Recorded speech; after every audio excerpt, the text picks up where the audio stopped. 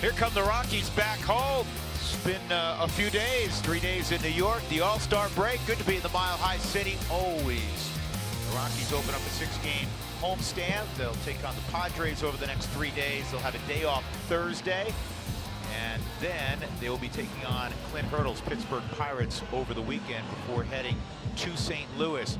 German Marquez sprinting to the Rockies mound. I would be too after his last start, Huey, against the White Sox. 7 strong innings, allowed just 3 runs.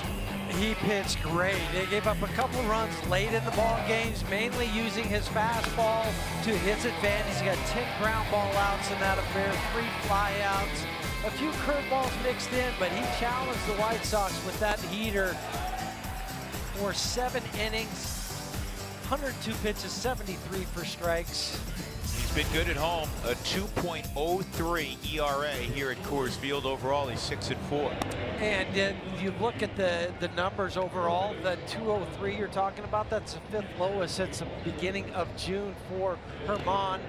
Nothing much has changed with the fastball, curveball, changeup, slider. I think today you will see a few more sliders in play to go along with the fastball and curveball. I go back to that start he had in San Diego and Petco. I know he took the loss in that. Remember how many strikeouts he piled up with the curveballs and the off-speed pitches? I mean, it was a ton. Gave up a couple home runs, and both of those were on misplaced fastballs. He has that ability. He had 5 strikeouts in his last outing, but he can run up the strikeouts with that swing and miss curveball. Here's the Southwest batting order tonight for Andy Green's San Diego Padres. There's a good look at Andy, very bright young manager. Manuel Margot is one of the top prospects in their organization. Rockies saw him early. He's coming off some time on the DL. He's hitting .261. And then it's Carlos Asuaje. He'll bat second and play second base. Will Myers, .255 average, but he's hurt the Rockies through the years. Hector Sanchez, Jose Perella, Corey Spangenberg, Jabari Blash, Eric Ibar, the 12-year veteran, and Luis Perdomo. We are set for baseball, and stepping into the box is Margot. Padres have won a couple in a row. They had a convincing win yesterday at home against the Giants, 7-1. The first pitch of the ball game is outside, ball 1. And I think if you're looking at the Padres, I know you're sitting there thinking, well, they're 40-51, but these guys play hard each and every night. They got a trade of their manager, Andy Green. Well, they started the year, Huey, 15-30. They are 25-21 since then. So that's not a small snapshot. It's not like, okay, they had a bad stretch and they've won 7 out of 10. 25-21 over a 46-game period. They're scrappy. They get after it. They surprise you a little bit because they will hit some home runs. They've hit the same amount of home runs as the Rockies, 107. That's where they score a majority of their runs. 47.3% of their runs come via the home run. I'd like to see the Rockies in the second half really move north in the National League home run standings, because the Rockies are tied for 9th in home runs, which is surprising given the fact that the lineup they run out there, the ballpark that they play half their games in. Everybody's talking about a livelier ball. I don't know if I buy into that. That's a good comeback there. Behind 3-1. 2 fastballs. See you later from Marquez, and Margot is the first out of the ball game. That'll bring up Suaje. Let's take a look at the defensive alignment for the Rockies. Here's Ian Desmond. He's out in left field. Second ball game back. Blackman naturally in center. Gerardo Parra with the hot bats in right. Arenado, Story, LeMahieu, and Reynolds in the infield. And Tony Walters doing the catching this evening. And that's a base hit for Asuaje. A 7-game hitting streak snapped yesterday, and I guess he wants to start another one. Well, now he's hitting 13 of the 18 games since being recalled from El Paso. Not a big guy, as you can see. Carlos Asuaje, who was the Rookie of the Year in the Pacific Coast League last year. He led the Pacific Coast League with 171 hits. Here's Will Myers. He's the one guy in this lineup. You say, all right, man, he can't beat us. Leads the club with 16 home runs. He's driven in 42. Probably just because you've seen Will Myers and those numbers pointed out, the slugging percentage at Coors Field, hitting for the cycle here. I mean, everything that Will Myers hasn't done against some other clubs, he's done against the Rockies. It's fouled off. Fastball at 95. Jeff Hoffman got the victory yesterday. His 6th win of the year. 6 innings, he allowed 4 runs. Unblemished through the first 3 2/3, and he gave up a home run. I thought it was a very workmanlike performance yesterday from Jeff. Pitched to the scoreboard in that situation. Yes, he did. Rockies had the big lead. But that's now 30 wins for the Rockies rookies. Special, isn't it? It really is. Good pitch. We were talking to Andy Green for a while today, and he said, you know, I like the Rockies quite a bit in spring training, and I love the young arms. He said, and having said that, it is a bit of a surprise how well they've done collectively, you know, across the board. And that's not a backhanded compliment. I mean, Andy meant it legitimately. Everybody loves the young arms, but you don't expect a bunch of 22 and 23-year-olds to go out and have the kind of consistency for the most part that they have. And right now, with the injury really quickly to Tyler Chatwood, it's an all-rookie rotation. Yeah, and when you think about the 30 wins, no other club has rookies that have more than 12 wins combined from the rookies. 1-2 on Myers. And you get a check on Swat. Well, and the other thing, too, with rookies, you say you don't know how they're going to respond. Well, you have 4 of them out there. You're hoping 2 of them would do well. And yet you're sitting here with 4 of them doing their thing.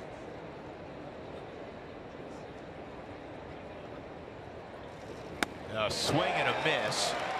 Oh, he missed location with that. He gets the strikeout as he spins it. And Myers is the 2nd out of the inning. And that'll bring up Hector Sanchez. 82-mile-an-hour Subaru Supermo. That's some depth at the end. Will Myers got tied up inside. Hector Sanchez has swung the bat well the last couple of ball games. He hit a walk-off home run Saturday, and then the very next day in his first at bat he hit a home run. That was yesterday, a 3-run shot. He was not in the original lineup. Austin Hedges was catching tonight. Hedges got squared up in the mask with a foul ball 3 days ago. It was on Friday. Watch this. Brandon Bell, who you know has great bat speed, and it was right on the button, unfortunately. He stayed in the ball game, but the next day was a little woozy. He passed all the concussion tests. They stayed away from him for a couple of days. Today he arrived and he told his skipper, Andy Green, you know, I feel good. And the more he worked out in preparation for tonight's ball game, he had to slow it down and say, you know what, I'm still not 100%. So Sanchez was put back in the lineup. It's 2-0 on the former Giant, and it's up high 3-0. And they immediately inserted him in the cleanup spot, because Hedges was listed in the 8th spot in the batting order. And we reprimanded severely Andy Green. Said, Andy, you messed up our whole book. We had the lineups written in nice and pretty, and now we got to scratch 6 guys out. He laughed. That's in there, 3-1. They got to use a lot of white out now. Yeah, yours is still neater than mine because Yes, you have that fancy whiteout tape. Which You did as a Christmas present. I thought that was so sweet very of nice. you. But this ball is in the air to center field. The crowd reacted, but it's a routine play for Charlie Blackmon and a nice start for Marquez. He gave up the hit to Aswahe, nothing else. And we'll see that Rockies offense. Hopefully they can repeat what they did yesterday.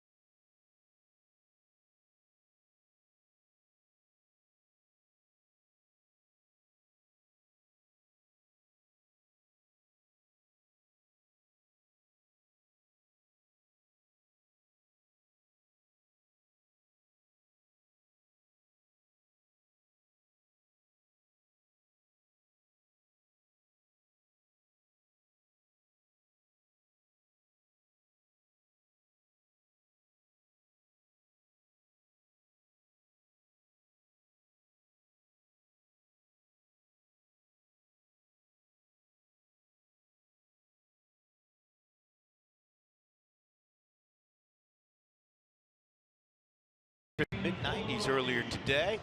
Some cloud cover right now. Here's the Southwest batting order for the Rockies, coming off that season-high 13-run performance yesterday. Buddy Black looking on as we are. It'll be Blackman, LeMahieu, Arenado, Parra, all 300 hitters. Mark Reynolds had 4 hits yesterday.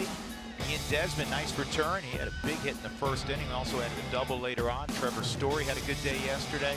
Tony Walters will bat 8th, and then Herman Marquez. And the Rockies will face a guy they have some familiarity with, Luis Perdomo. They've seen him out of the bullpen primarily. Perdomo is a guy with a heavy sinker. 67.1% of the time he gets a ground ball, and that's the best in baseball. I know Dallas Keuchel has a higher number, but he's on the DL right now, so I don't consider that. But so you're going to look for a heavy sinker. The Rockies saw Luis back on May 4th in San Diego. 6 innings, 5 hits, gave up only 1 run, had 5 strikeouts. The key anytime with a sinker ball pitcher is coming out of the hand. You've got to set your heights. Your sights, about belt to mid-thigh high. Because if you're thinking knee, it's going to end up below the knee, down to the ankles.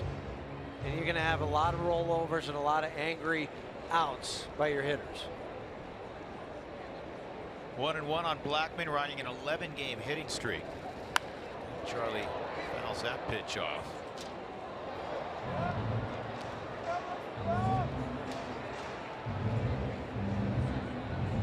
Perdomo, 24-year-old, making his first career start at Coors Field. Yeah, the other 2 times at Coors, it was out of the bullpen. Charlie's 3 for 10 with a home run against Perdomo. They shade Charlie in the outfield toward left, and this ball crushed high and deep right field. Take a good look. You won't see it for long. The facade of the 3rd deck.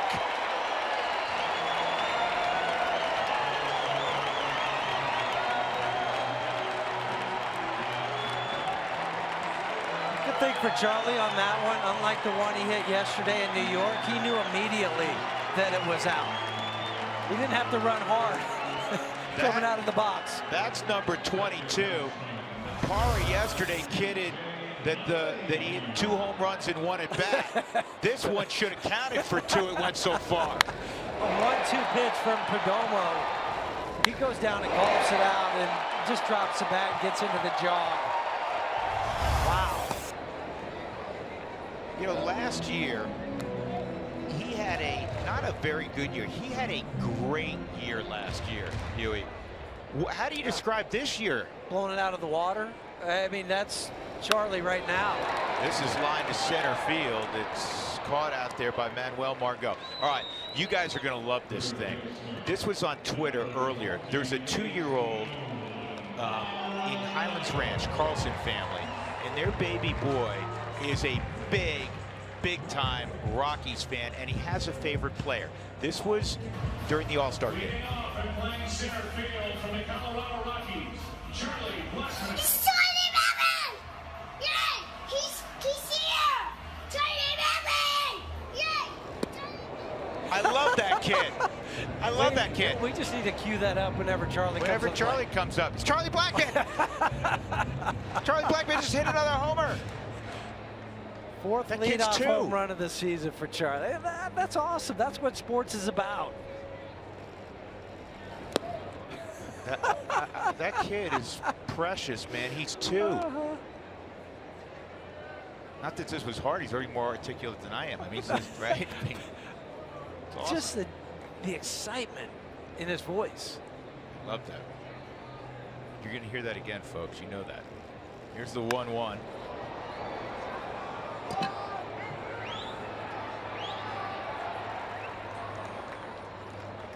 Two outs. And that'll bring up Gerardo Parra. Well, the Padres are used to falling behind early. That was the 75th run, Huey, they've allowed in the first inning. Their ERA in inning number 1 is 7.02. If that's your area code, okay. You don't want that to be your ERA, No. though.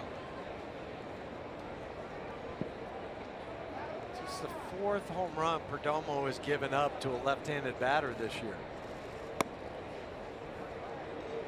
Parra takes a strike.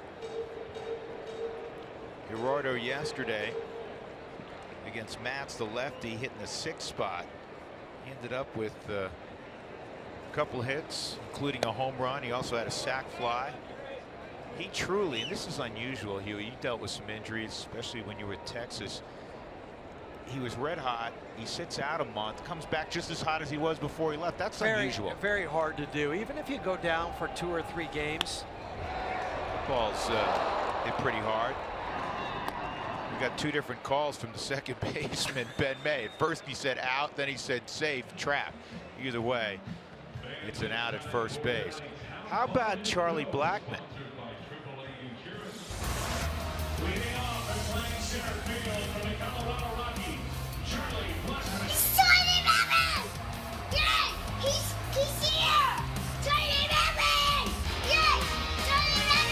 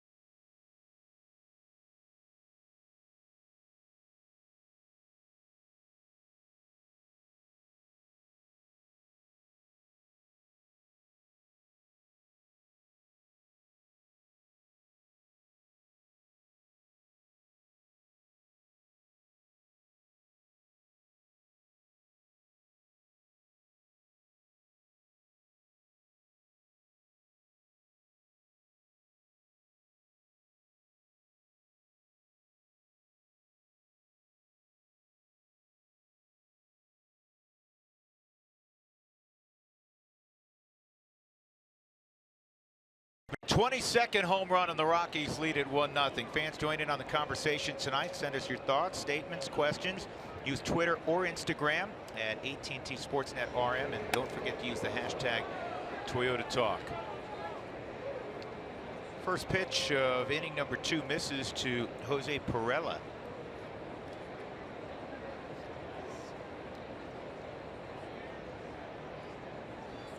.282 average for Perella. He's playing left field. Hits this in the air to Gerardo Parra. 1 gone, and that'll bring up Corey Spangenberg. Rockies this year, when they score first, 41-12.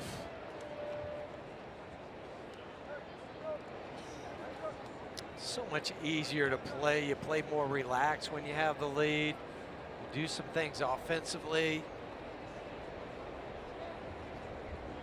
We just saw the difference in those 3 games in New York. First 2 he fell behind 8-1 after 3 innings, 8-0 after 3 innings the first 2 nights, and then you jumped on the Mets 8-0 after a couple innings.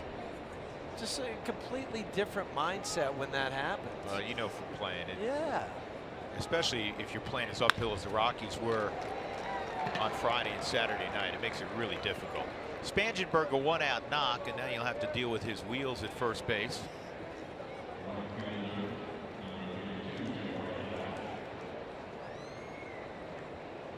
Spangenberg 6 out of 7 swiping bases. San Diego has stolen 52 bases on the season and caught 21 times, a 71%. It's got to be more a part of who they are, because they don't have a ton of big boppers. I did tell you they had 107 home runs, which is a decent number. This is one kid who can hit the ball over the wall if he's given, you know, a flurry of at-bats. He's been around the club. He's been up and down. He's battled injuries last couple of years. Jabari Blash, but this is a big kid.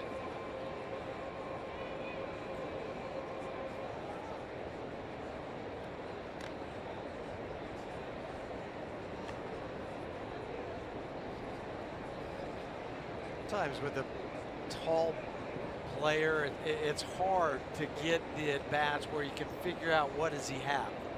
I think that's what they're dealing with Jabari with the injuries. He's got a good swing, but there's a lot of moving parts. He's listed, if you're curious, at 6'5", 235. And he's another guy. What is it? It used to be they always made you taller. You know, if you were 6'5", they made you like 6'7". This kid's more, he's like 6'6", right? Oh, yeah, for sure. But again, it goes back to what they were when they signed. Uh-oh, this ball's well hit to center field. And this one is gone. 2-run home run, Jabari Blash, and now the Padres are in front. Well, that's the power that the Padres have, and been waiting to see it from Jabari Blash. 7 home runs now. Herman has given up to a right-hander. 3rd this season for Jabari. Subaru Supermo. He kind of went down and got it. It wasn't a horrible pitch. It wasn't like it was middle. He knew it. What's the full extension when he gets through that baseball? This guy, Huey, that coming into this year had hit 120 minor league home runs, so it's not foreign to him hitting the ball out of the ballpark.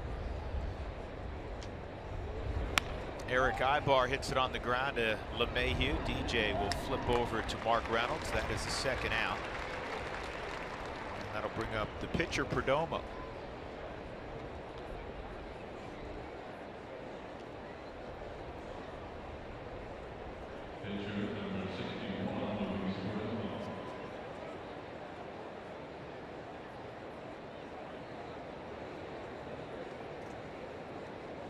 Padres making their 2nd visit to Coors Field.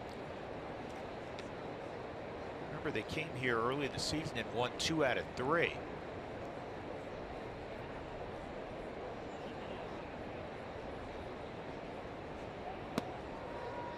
A 2-0 beginning from Marquez.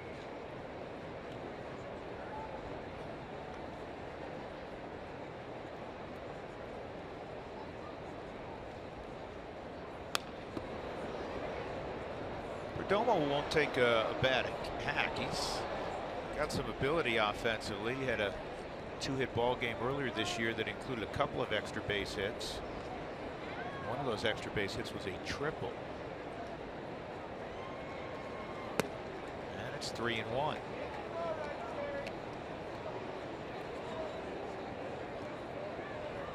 Bud Black managed for the better part of 8 years the San Diego Padres. Since they let him go, that's not good. And Marquez doesn't even want to receive the baseball right now from Tony Walters. You want to walk people, and the last guy you want to walk is the pitcher. With 2 outs, I mean, there's never a good time. I think that face says it all from Bud. I was saying Buddy's managed 350, or excuse me, they have played, the Padres, 350 games since they let Bud go. They've gone 150 and 200, 50 games under 500. And the Rockies are glad they let him go. They were only a game under 500 when he was let go in 2015. They were 32 and 33. He did a lot with not a lot. All the time, it seemed like. Couple of curveballs, and he's ahead of Margot 0-2. He struck him out to begin the ball game.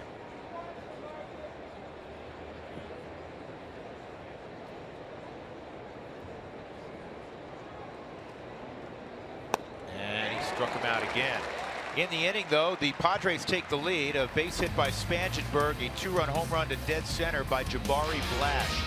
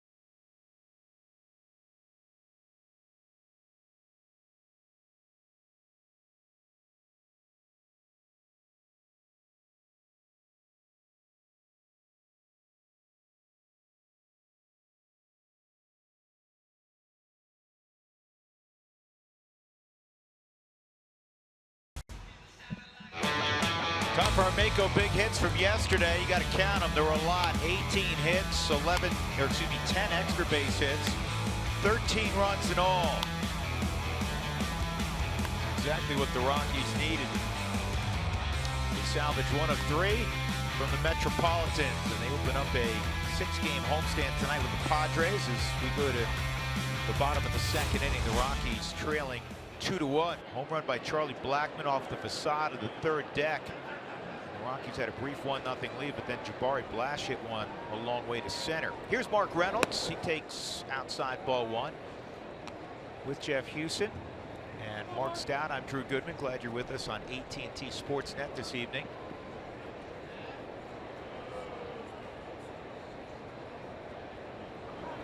And Mark, with 4 hits yesterday, unloads to the gap in right center field.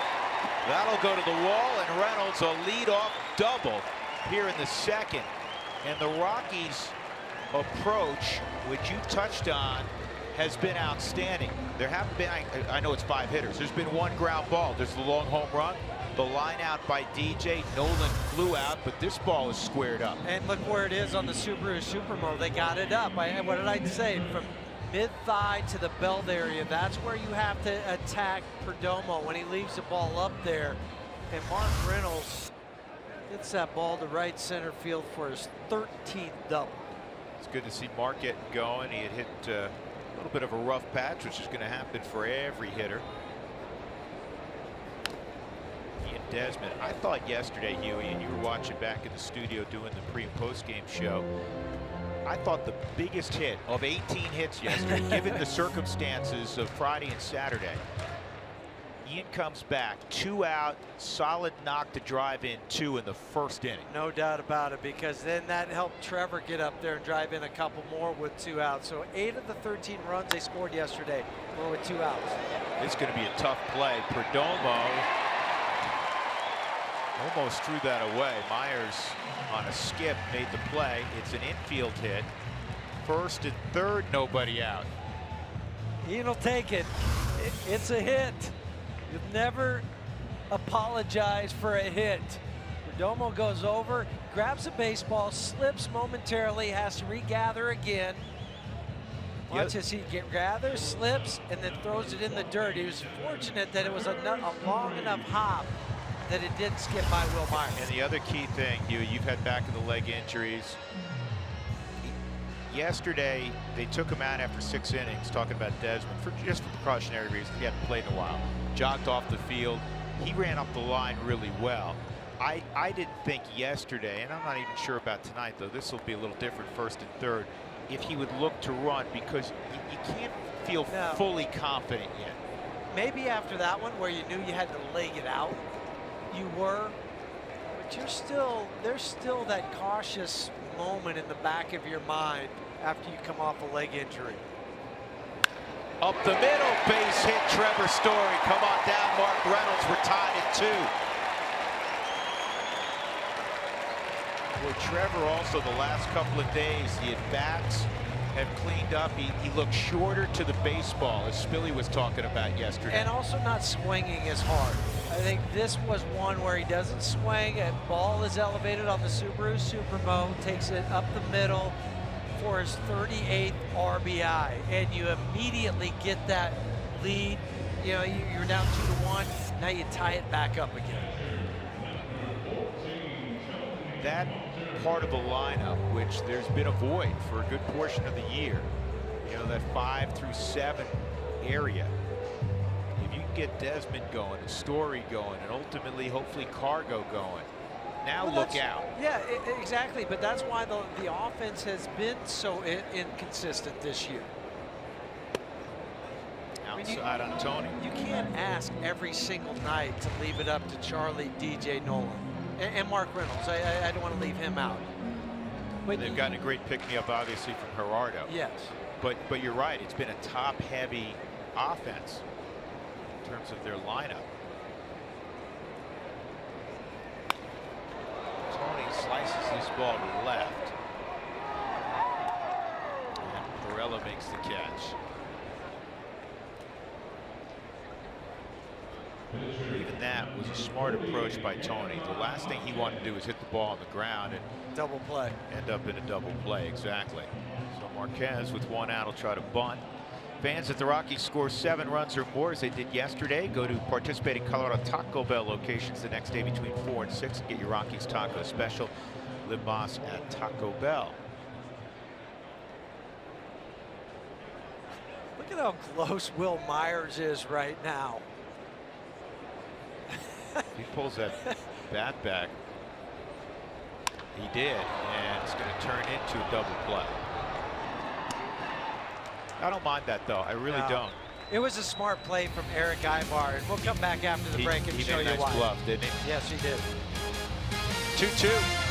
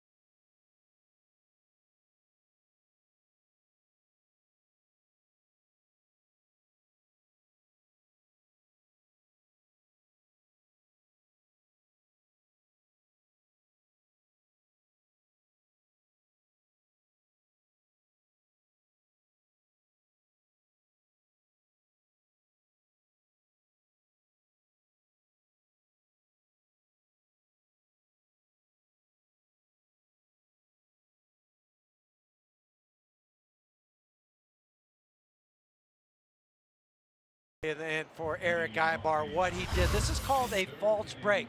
So he's there, he'll come over to about this area, and he'll end up stopping. By that time, though, as a hitter, you're thinking he's going to continue over to third base on the wheel play. He just stopped. That is a design play by the shortstop where he sits there and says, I'm going to fake break, and then I'm going to hold my ground.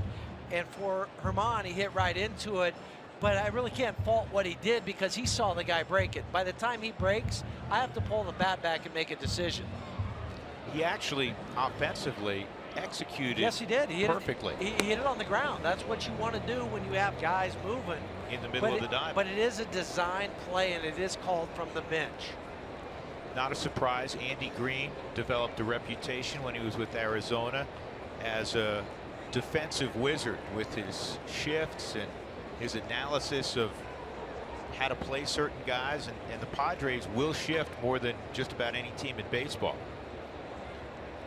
Here's the second baseman, Carlos Asuaje, and he takes outside ball 1. He had a sharp single to right. See if Marquez can get that fastball down in the zone. He's had better success or execution with the curveball early in this game. Yeah, it appears that way, doesn't it? Yeah, well, the other thing too, he's just 3 for 11 on first pitch strikes. And in his last outing, he threw a first pitch strike in the 7 innings. The win over the White Sox 69% of the time, which is basically 10% better than what he had been doing coming into that start against the White Sox. Thus the success he had against Chicago. Yep. Funny the correlation, huh? 1-2, and that curveball is fouled off. And I like what Tony's doing too behind the plate. He's recognizing right now that this is his best pitch. That's the one he has the feel for.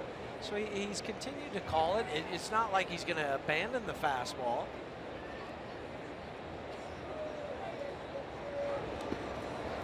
Two and two. 2, 3, and 4. Asuaje, Will Myers, Hector Sanchez. Two-run home run last inning by Jabari Blash gave San Diego a brief 2-1 lead. The Rockies got a home run in the first from Charlie Blackmon, and then a sharp single up the middle to drive in a run from Trevor Story. That is fair.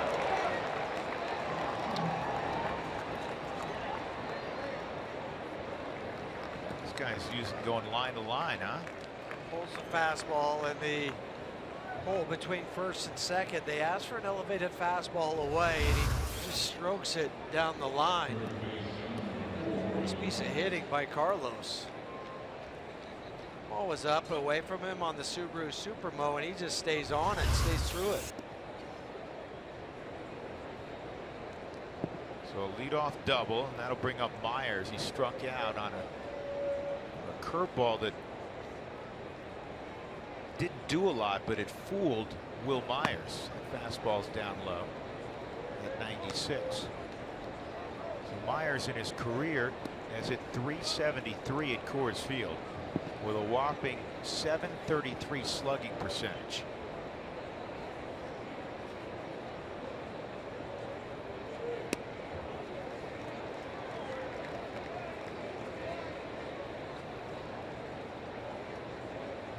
On the Floridian, Will Myers.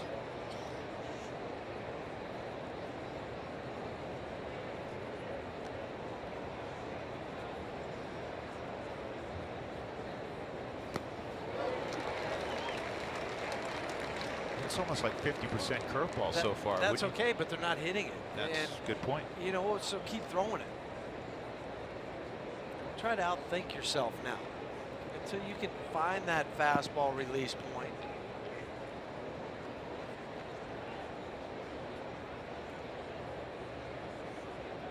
He went breaking ball again. He gets a strikeout, and Walters has to get the out at first. And moving up to third. That's a bad break. Here's a Suaje. He's got Hector Sanchez coming up. But it's a smart base running play. It's unfortunate for the Rockies because you get the strikeout, but it bounces so far away from Tony. But Carlos knows if he takes off, now you put the pressure on the defense. What do? Do you throw to third and risk that? If you don't get him, then Myers might make it to first base. And then you have first and third, nobody out. Here's Sanchez hit a fly ball to center field his first time up. Sanchez with the Giants was one of those guys you always scared me when he came up from the left side of the plate. Strong dude. He only has one hit this year hitting right-handed, but it is a home run. He will strike out. He's striking out about 40% of the time, but you got to get ahead. He's got a 2-0 count now.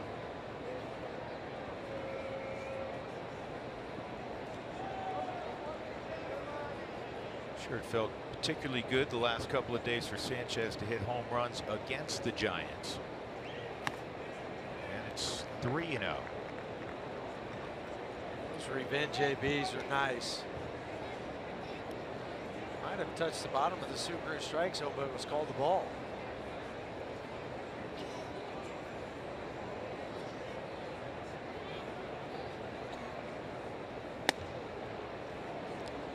He walks on 4 pitches. That'll bring up Jose Perella. Second walk allowed by Marquez.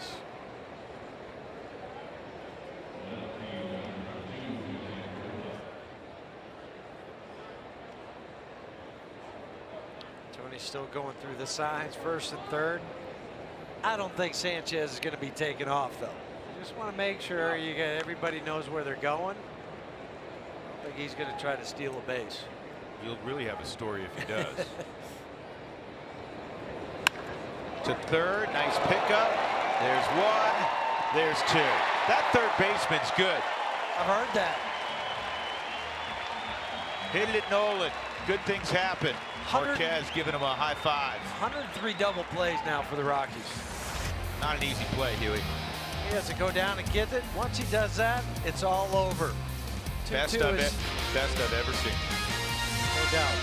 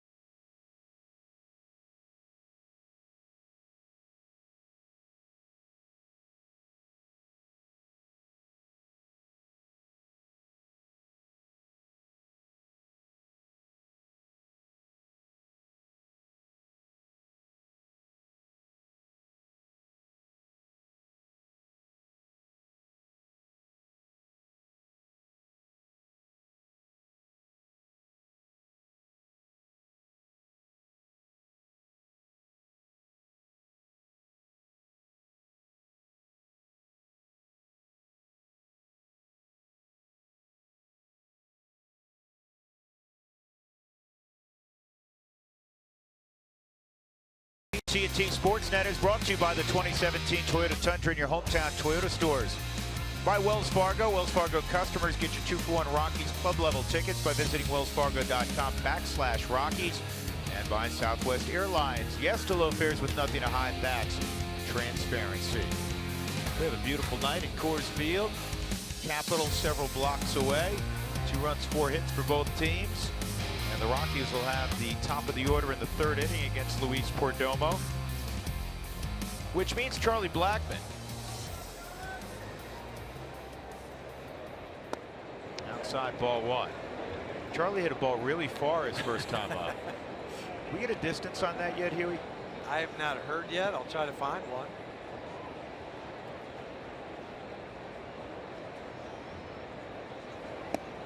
One and 1. 451 feet of being told. Well, and if it wasn't for the facade on the 3rd deck, it might be 700 feet. Thing would have landed in Bright.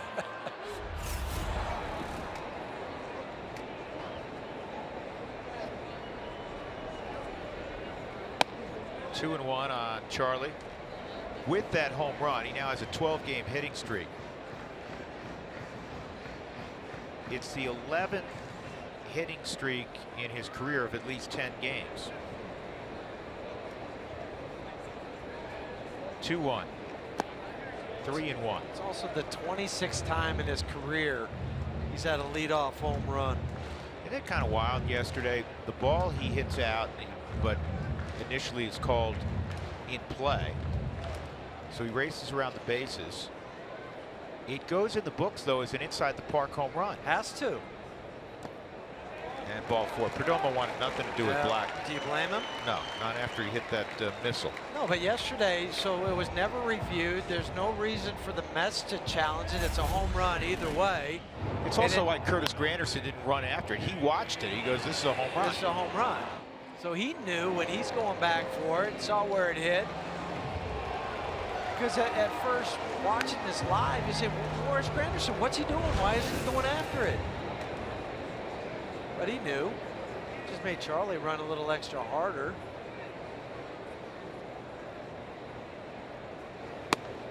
DJ takes a strike.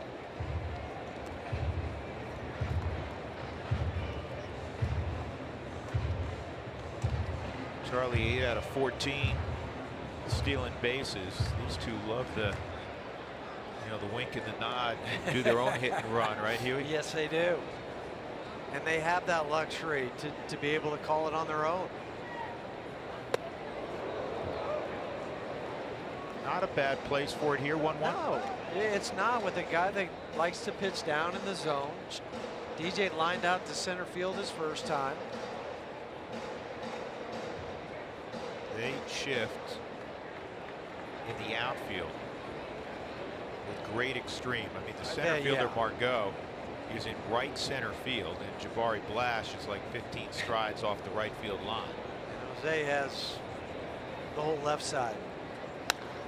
And this is popped up, but this is in no man's land. This could be a problem, and it will be. And a great read there by Blackmon. The old standard line, you go halfway.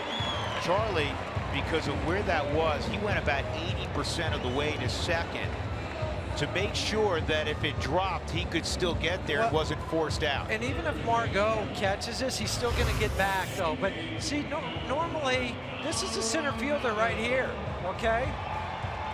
Normally, he's playing straight up, maybe a little bit opposite.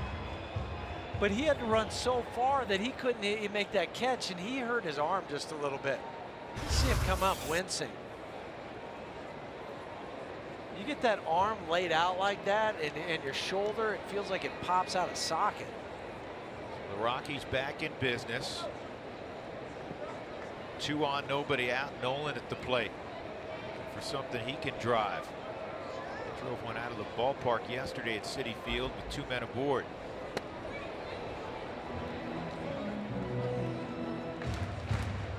Also added a double in the 9th inning. 2 for 5, actually 2 for 6 yesterday for Arenado. 73 RBIs, tied for the major league lead.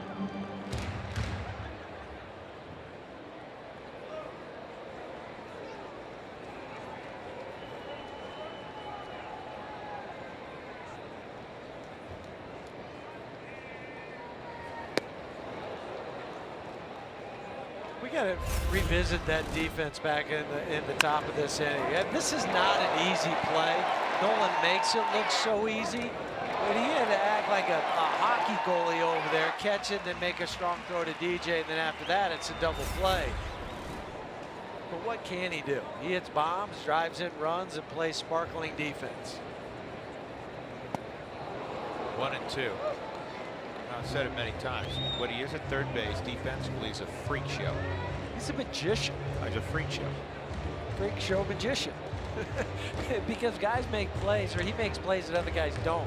They wish they could, but they don't. They're not in the same class. That's a huge play. I mean, that gets by him, or they don't, you know, if he fumbles it, gets just one out somehow, or even just knocks it down. It's a run for the Padres.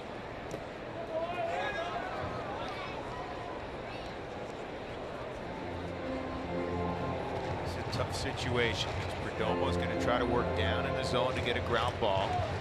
Nolan knows that. It's 2-2. Para time on deck.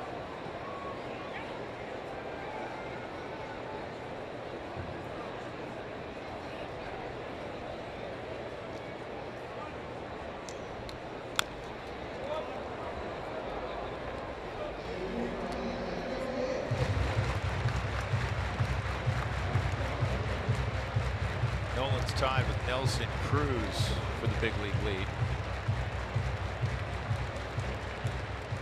Cruz of Seattle also with 73.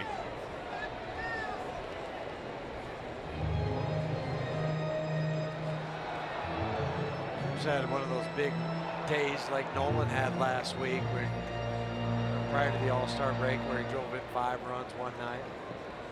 See where Derek Holland, his former teammate, hit him yesterday, and he fake charged the mound and smiled at him. And this is slowly hit to short, and it goes under the glove of the shortstop Ibar. Everybody's safe. Rockies catch a break. Bases juiced, nobody out. Ibar was only going to have one play, and that was to first. Right, and he did the thing that you don't want to do as an infielder. You don't want to lift your head. You want to get underneath the ball. The Rockies will take it, but he just didn't look it all the way in, and it's the 6th error of the season for Ibar. He goes under the glove on the Subaru Supermo. Now, the Padres aren't a particularly strong defensive team. The 13th in the National League, 25th in all of baseball, and fielding percentage at .982. They've made 19 more errors than the Rockies, who are as good as there is in baseball defensively. Para patiently takes ball 1. So the Rockies a chance to do some significant damage. Para with the bases loaded. Mark Reynolds is behind him. And this is one of those innings where you need 3 or 4 runs, not just 1 or 2. You need to put your foot down. He's hitting .457 with runners in scoring position, and that's well inside. It's 2-0. Right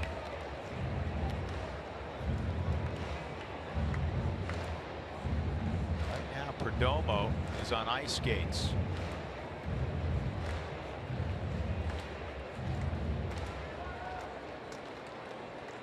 Gerardo this year 2 for 5 with the bags full.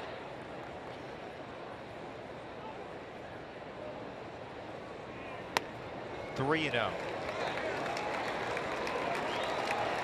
As hot as Para is, no, I don't. You still got to take a strike, right? Take a strike. I knew where you were going with it, because you don't want to somehow just miss a pitch. Hook. Yeah. Take him off the hook.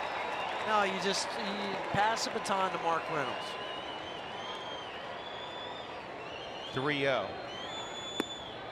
And he was clearly taken the whole way, as you instructed. Yeah, the other thing, chances are you're going to get the same pitch 3-1 as you just got 3-0.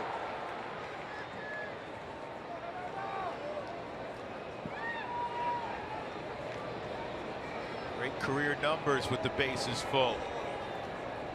Big gap in right center, 3-1. This is in the air to not very deep left field. Perella, and Blackman's going to bluff, and that's a wise move. So Gerardo will be upset. And now Mark Reynolds will come up.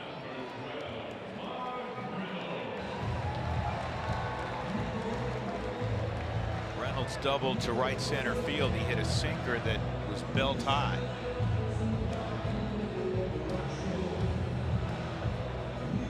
Same approach here, though.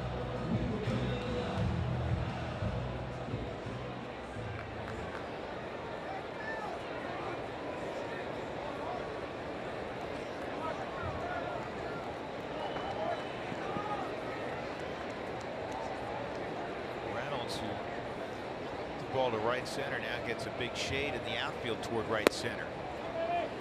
Good eye from Mark. That's one thing with Mark.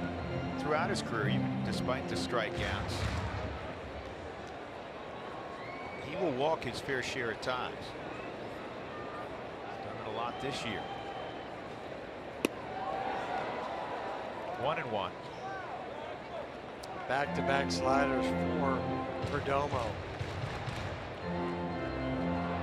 More swings and misses, whiffs with the slider this year than he was last year.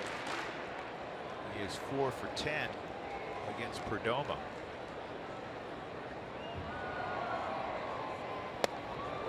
Two and 1. Those are good takes. Those are pitchers' pitches. You had 2 pitches that were on the corners. You've also had the one that's been down in the zone. Almost no breeze at all right now. Here's the 2-1. Good eye. Backup slider. And once again a 3-1 count, and you can see how judicious he's been in selecting what to fire at. He really hasn't taken a swing. He had that check swing. And that was on the second pitch on the Subaru strike zone. But there's been nothing in the middle, so that's what I'm waiting for, especially now 3-1. Ball 4, that forces in a run. So Reynolds will drop his bat, pass the baton. The Rockies take a 3-2 lead for Reynolds. His 63rd RBI.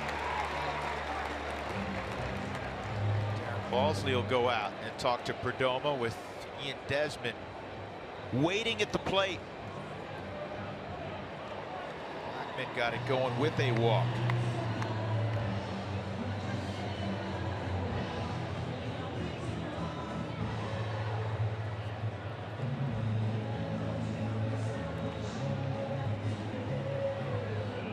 It's a good team at bat.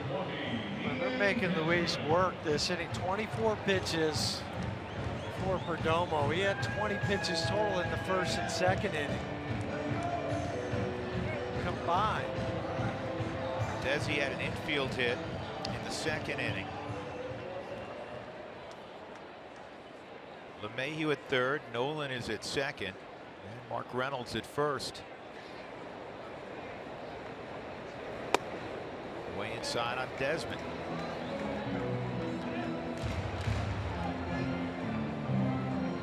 It's been a rough year, as we've described, for Ian Desmond. He had never been on the disabled list in his life, and he's been on twice this year. And this is a guy that loves to play. 2-0. I think both of them got, obviously the hand being the freaky one, but even the calf. Because he sat out the day before, he's going just to make a catch in the outfield. Comes up with the bad calf. Not even close on the Subaru strike zone. 2-0. On the corner. Well, remember June 3rd with the bases loaded in San Diego. Here's what Desmond did. Lost a baseball to left center field for a granny. He's hit some long balls against San Diego this year. Besides that one, he had a couple other ones in Petco. 2-2.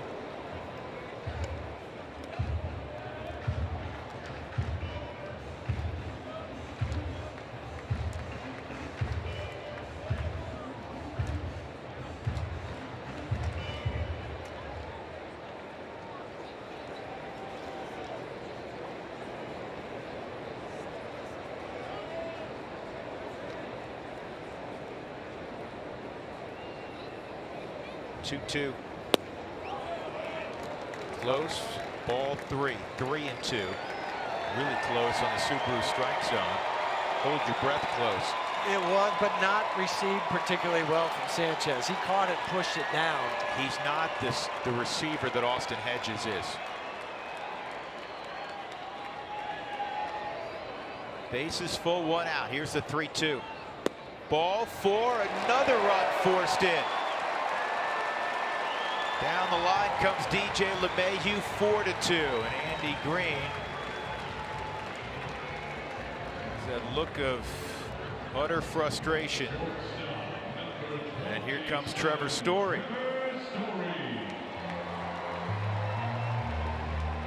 Two tremendous at-bats by both Reynolds and Ian Desmond. Patient. You have to be.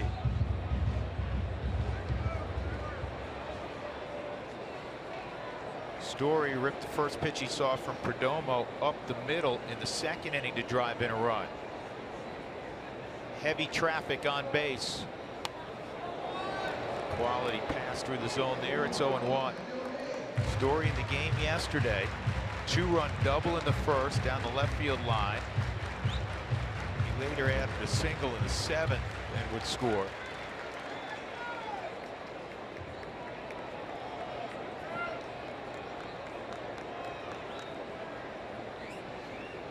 Controlled swing now.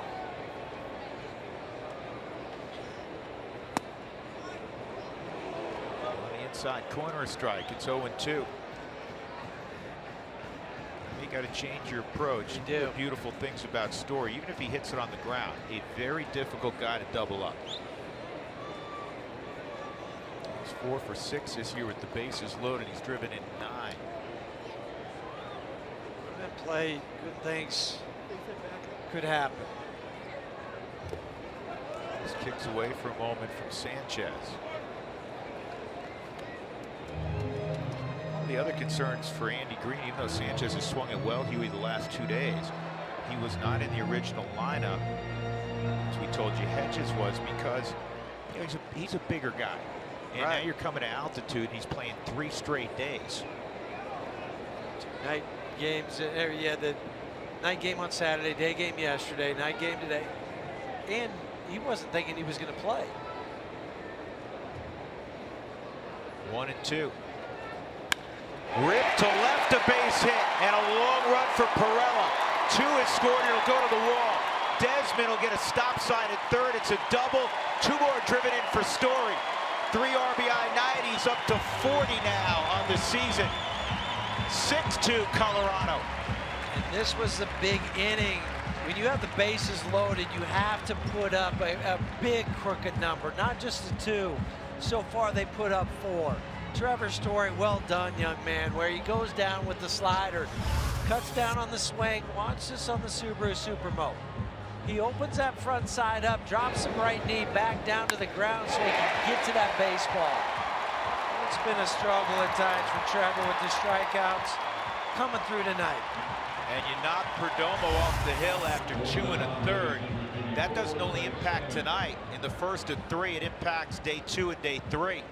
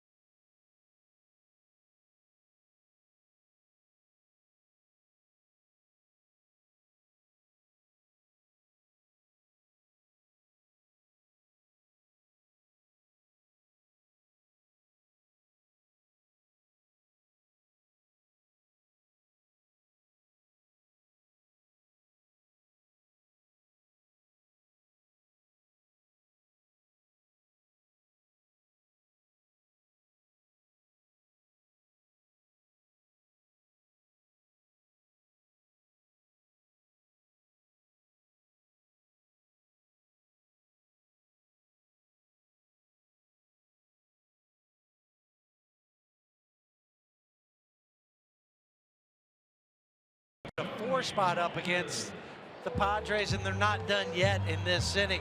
Fans, you want to catch the action when the Pirates come to Coors Field July 21st through the 23rd. That's this Friday, Saturday, and Sunday. Purchase your tickets online at Rockies.com. During the break, we were talking about Washington because they were playing the promo for Zach Brown Band coming in a couple of weeks. Yes. Which I so badly want to be at, but we're going to be in Washington. Well, the former National's on the hill now. Huey, Craig Stammen. Yep. I like how you did that. Tony Walters, yeah, with the bases loaded and the infield in. With 1 out. The Rockies up 6-2. You called it, Huey. You said, hey, bases are loaded. You can't just get a run here. You got to get 3 or 4. Well, the Rockies have gotten 4, and they are banking on some more. And you were helped out by the air. You had a leadoff walk, you had a couple other walks in the inning, and an error. You can't let somebody off the hook when they do that for you. This is a ground ball. They're going to come home with it for 1, and for whatever reason, oh, excuse me, it was 2nd and 3rd. Let me correct that. It's like, why is he tag play? I lost track that it's no longer bases loaded. So Desmond is thrown out. 2 gone. Walters at first and 3rd, and that'll bring up Marquez.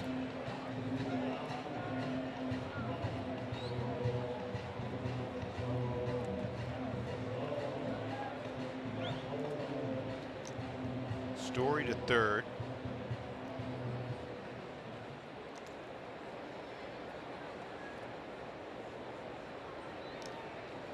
Marquez has 4 ribbies this year.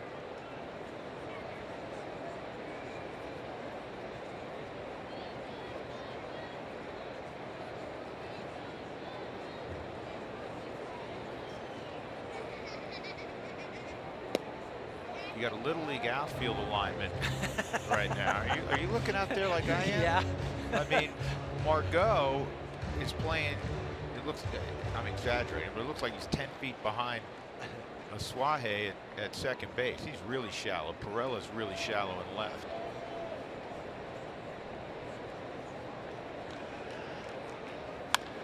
Back up the middle, and a diving stop throw to first. Not going to get Marquez. Good job, Marquez, running hard. He gets a ribby, and the Rockies have a 7-2 lead. They also had Tony Walters running hard to second base. So Carlos could not make the flip to Ibar there. It was just a heck of an effort just to glove it and not allow it to go to center field. To Hopper, he lays out, but can't get Tony because he's going hard into second. And Herman with his 5th RBI of the season. Rockies had another run, 5 now in this inning. And here comes that man again. Charlie Blackmon up for the 3rd time, 2nd time in the inning. Blackmon, a home run in the 1st. He walked and scored earlier in this frame. 7 runs, 7 hits for Colorado.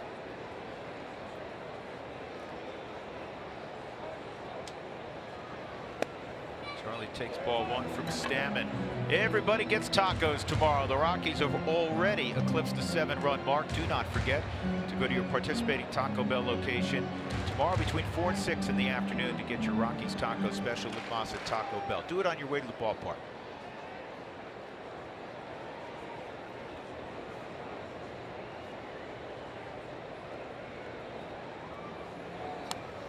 Charlie with a high-quality hack, 1-1. When doesn't he have a high-quality hack? Very rarely. Very rarely. Charlie's hitting 12 straight. His career best is 14 on a couple of occasions, including once earlier this year. Second half of April, he hit 14 in a row.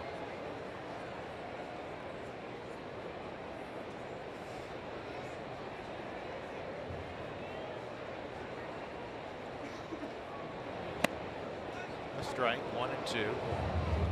Charlie thought that pitch was away. Caught a piece of the Subaru strike zone.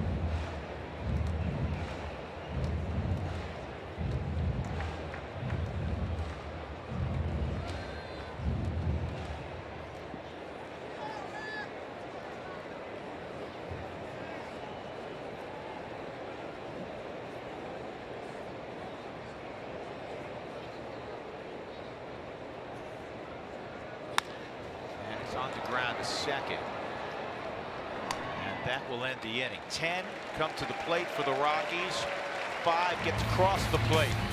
And the Rockies began the inning tied at 2. They now have a 7-2 advantage. 3 ribbies already tonight for Story.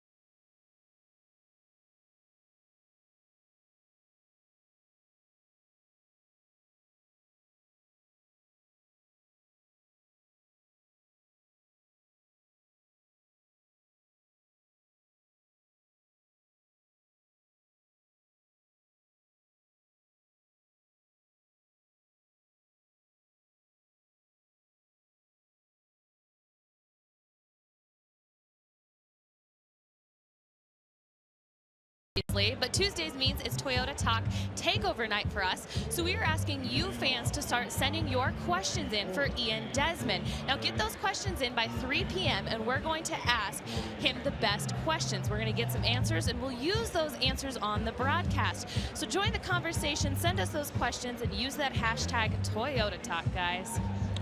All right, Ashley, thank you very much. That'll be unique. This is pretty active on social media anyhow, and it's usually to support the various causes that he is involved in. He and his wife, very philanthropic, and always has been. He's been one of those guys that's a leader in the clubhouse. He's a leader off the field. And now he's going to answer your questions, so get him in. That's right. That'll be fun. Rockies with a 7-2 lead. Corey Spangenberg will be first up to face Germán Marquez. Marquez gave up a 2-run home run in the second to Jabari Blash after a base hit by Spangenberg.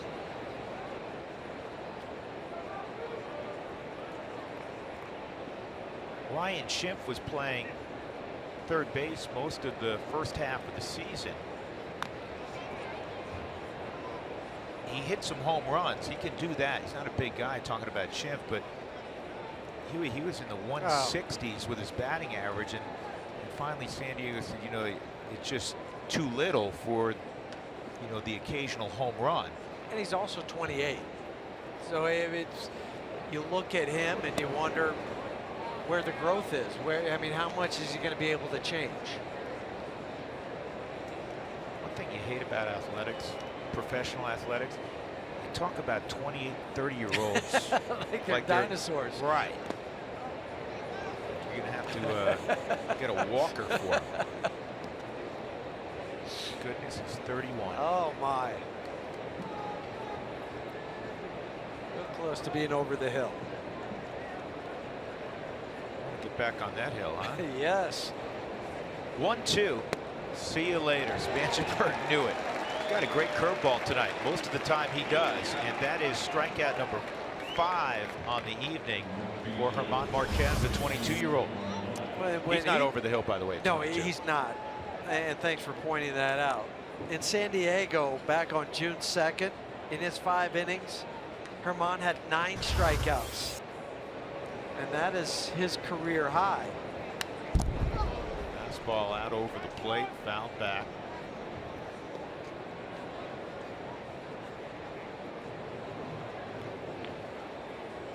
Jabari's, wherever he's gone in professional baseball, he's always been very popular with his teammates. And the reason being, he's a good guy, but the reason being is, truth be told, he's from St. Thomas, and he lives in the Virgin Islands still in the off season, so everybody wants to come visit him. Right. Jabari, Hey, can't buddy, come hang. you got an extra couch, Right. extra bedroom. I won't stay long. A week to 10 days. That's it. That's it. You don't mind bringing my bringing my wife and my 3 kids. And Fido, your new puppy.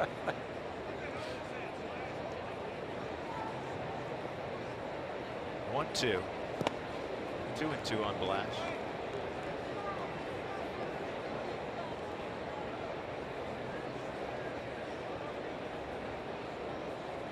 That's one of the neat things about the game.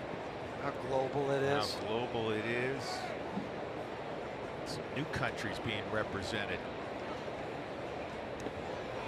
3-2.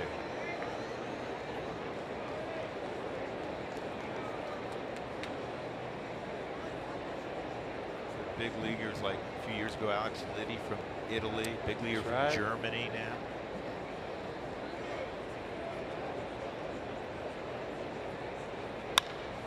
This ball's well hit again. Charlie is going to have a play. Got it in just enough. He didn't quite fully barrel it. 2 outs. And it shows you the strength of Jabari to still not hit that squarely out on the sweet spot of the bat and take it 400 feet to center field. MLB.TV Premium is back, folks, and it's better than ever. You can watch every out-of-market regular season game live on over 400 supported devices. Visit MLB.TV for more details.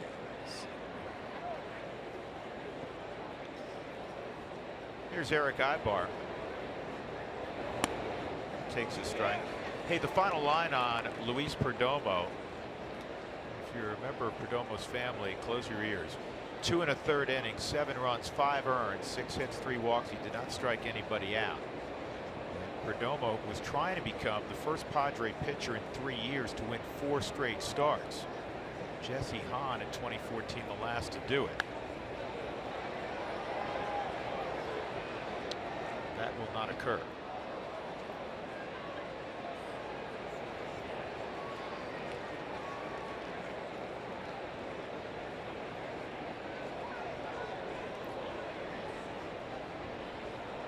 Two strikes on Ibar. And a ground ball to DJ. Soft hands. Flips over to Reynolds. 1, 2, 3, 4th inning for German Marquez, and the Rockies have a 7-2 lead. LeMahieu will be first up.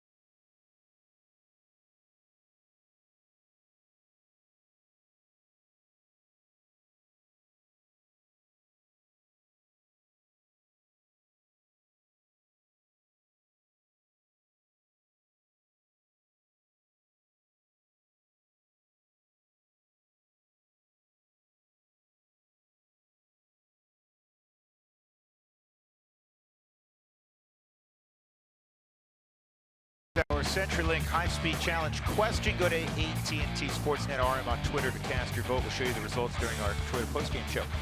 Which offensive stat best defines a good hitter in your opinion? Batting average, on-base percentage, RBIs, or OPS. Again, OPS is on base plus slugging percentage.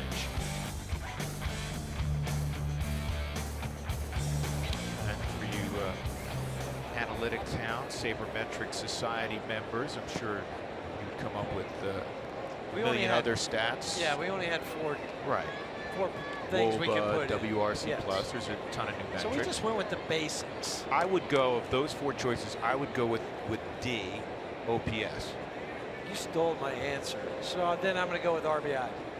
Because how do you beat the other team? You can pick the same one. I just think, I just want to be a little bit more democratic. Just kind of, give some love to everybody. Want to be different? Yeah, I want to be a little different. You're different, don't worry. Yeah, okay. You're not as different as Spilly. No. Oh, please. You don't, right? I don't want to throw you in that trash bin. No, I'm kidding. 1-1 on LeMahieu outside, 2-1. You kidding me? He's gleeful down in the press box on Writers Row. Holding the court down there. Yep. 2-1. And that's on the corner. 2-2 on DJ. Base hit his last time up. 1 for 2, hanging with Stout. There's some numbers being thrown around between those two guys right now.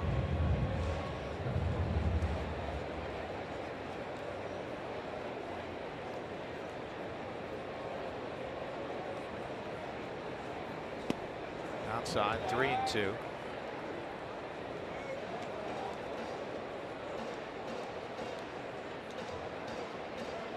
How many video games do you guys go through in an evening there in the press box?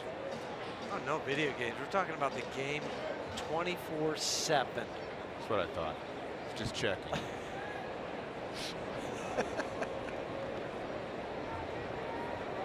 Outside and a walk from Stammen. And LeMahieu goes to first. That's the 4th walk allowed by the Padres tonight. 2 of the first 3 walks for the Rockies came around to score. Oh, Spilly got a little present yesterday, and he's showing it off to Mark Stout. Mark's a Jersey guy. The Mets had mini bat day. I brought one. Did it? Yeah, Did you bring it home? I brought one back too for my dad. Did they give that out before the game or after? Like after you left in the 6th inning, 7th inning? No, they gave that out initially. Here's the thing. In the old days, Huey, this is even before you were in the big leagues. At Yankee Stadium in the Bronx, they used to have Bat Day, and shortly after that, they had Razor Blade Day, and that didn't work out so well. I do remember with those little bats, though, that if you'd be leaving the ballpark and people say, "Hey, stop and sign," okay. Oh no, that's not.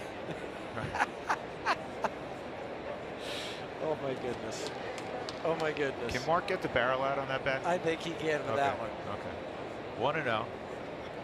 So real quick, go back to it. So they'd have those bad giveaway days. You would leave the ballpark. People would say, "Hey, can you stop and sign?" So then you'd stop and sign for a little bit. Well, people start to hit your car with those bats. What? Yes. Just not on purpose. That wasn't like they were banging on it. But, they're rushing up there. They kind of tap the window or hit the car. So after a while, you're like, wait a second. I'm not going to be able to stop for you if you keep hitting my car. I was going to say, that's not going to encourage me to stick around while you're putting hail damage dents in my... Right. Then you'd be yelling at the people, "Hey, don't hit my car." "Oh, sorry." But then the next group would run up, maybe stumble, and then hit the car again. Bat day. Yes. Great in theory. Great in theory. Great in theory. 2-0 on Nolan.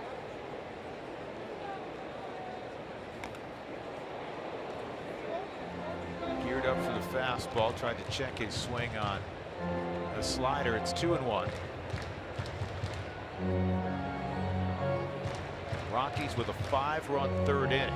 They're up 7-2. They've scored in every inning. Charlie, a bomb in the 1st, and it was a bomb, folks. It hit the side of the 3rd deck. 22nd home run.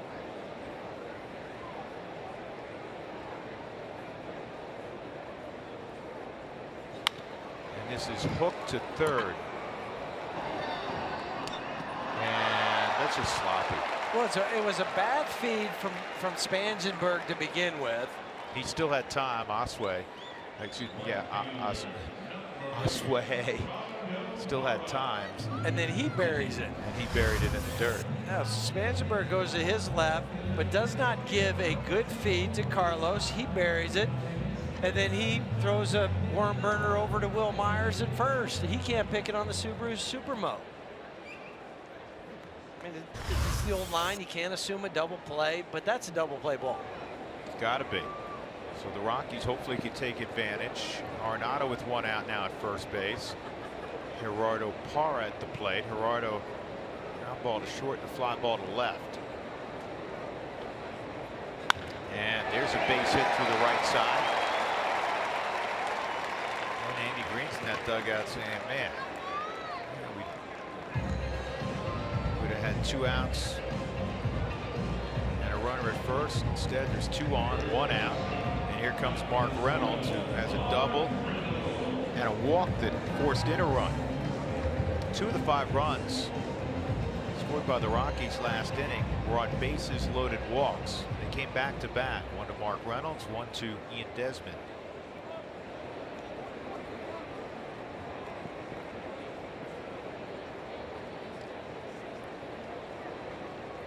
I say this frequently at any level. Take advantage when a team is playing sloppy baseball. What are we talking about? You're playing against the opposition, but you're also playing against your own yourself, your own team.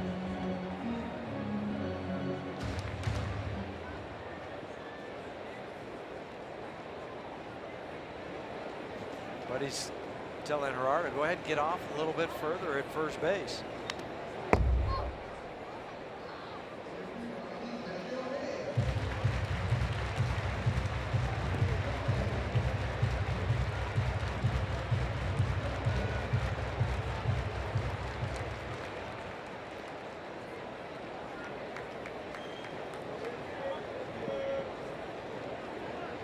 Does Gerardo have fun or what? He does. But that's what you miss when he was on the DL. Yeah. On the ground to third, and they'll get another chance at turning it over. And a better throw from Maswahe, and that will end the inning. A 5-4-3 double play. So we move to the 5th inning. The Rockies with a 5-run lead on the Padres.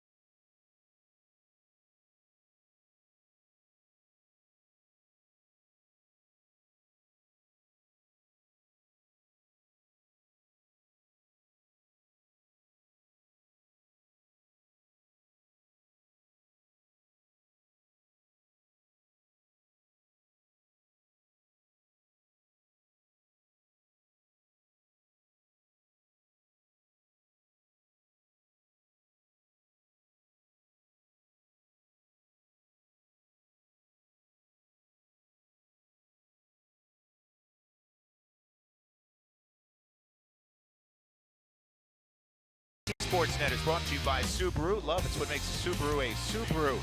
And by Lodge Casino, your first choice for fun. Rockies up 7-2. Here's a stat for you, Jeff Houston. Yes. The Rockies, when they return home this year from a road trip, in game 1, 6-1. Like it. hopefully on their way to 7-1. Craig Stammen, with a shorter bench tonight for Andy Green, is going to hit for himself here in the 5th inning. This will be his 5th at bat this year. And the reason they have a shorter bench, they have Matt Caesar on the bench, they have Cordoba, they have Torrens, the backup catcher. Hedges was scheduled to start behind the plate. They have 3 catchers. Stammen with a base hit. That 2 for 5 on the season for Stammen. But they're not going to use Hedges. No. They originally had him in the lineup, and he has, I don't want to call him concussion symptoms, but he still isn't right from getting hit the other day. So they probably have till tomorrow, because there's 3 days before you have to make a decision to put a guy on the concussion list. But if it's not, he passed those tests, but they're not going to use him tonight. No, but that's my question though, because if you pass the concussion protocol, could you still put him on the concussion list? I would think absolutely. Well, but you see what I'm or saying? maybe you got to put him. We got to put him on the 10-day. Yeah, that's a good point.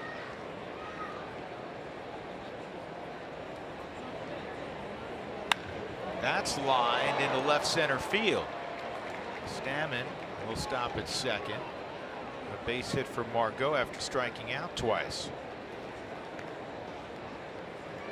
Marquez with a little traffic here in the 5th with nobody out.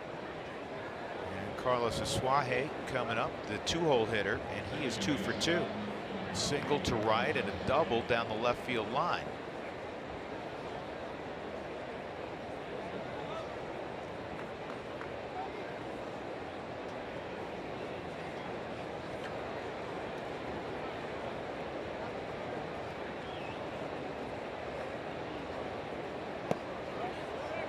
Snap throw is not quite in time to get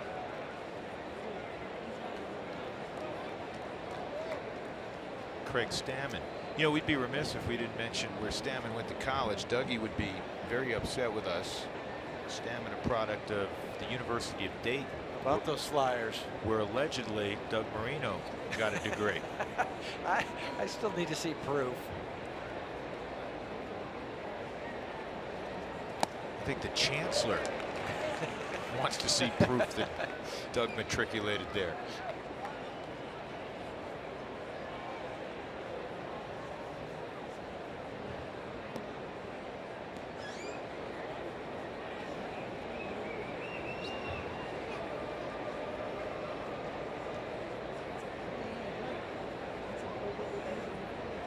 Swahe puts a bunt down, and wow, that was throw exactly. He threw him the changeup, and Nolan had to make like a first baseman stretch and get it. And fortunately, it worked out.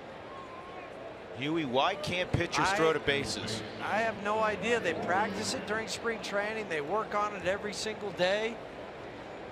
Subaru Supermo just throws him the changeup, and Nolan, luckily, is 6'3" and can stretch out there. 1-5 on the fielder's choice. And now Will Myers. Keep the ball down here. He's gotten him twice.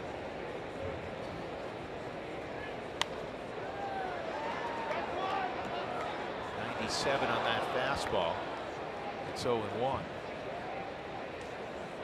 The one guy that I can think of, and I hope I'm not sliding anybody else on the pitching staff, but the one guy that really jumps out at me, that fires the baseball and does a really good job defensively, does not have the thing throwing to bases, is Kyle Freeland. No, he gets it and he throws it. And Kyle covers a lot of ground. I mean, we talk all the time about how athletic he is. He made a great play in relief the other day. Yes, he did. It's a nice performance in 3 innings for. It was more what we saw in the near no-hitter. He dominated the Mets for 3 no-hit innings. Myers out front. 4 strikeouts. He's gone 11 1/3 innings, allowing 1 hit.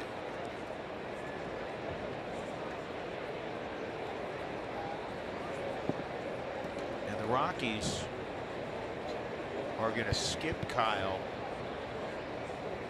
with the day off Thursday. Hoffman will go Friday to open up that series against the Pirates.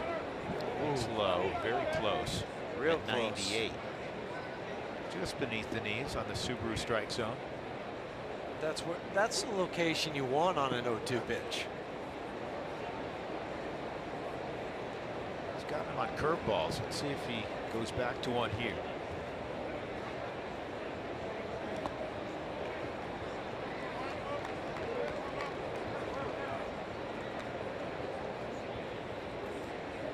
One of the common traits of all of these young guys, Senzatella will go tomorrow, Marquez, Freeland, John Gray.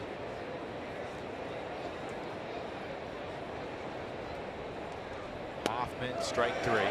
He was looking breaking ball and he got 98. 2 outs. They are great stuff. We know that. But they're so poised and they're fearless.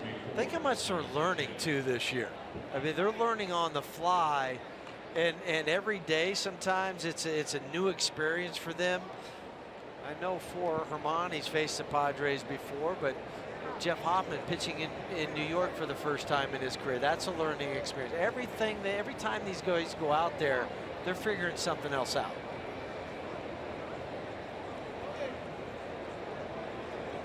Quick conversation, Tony Walters and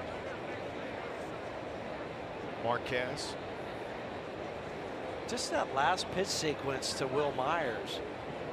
I mean, it's hard to hit the ball that's 97, 98, but he was definitely looking. He thought he was going to get another curveball.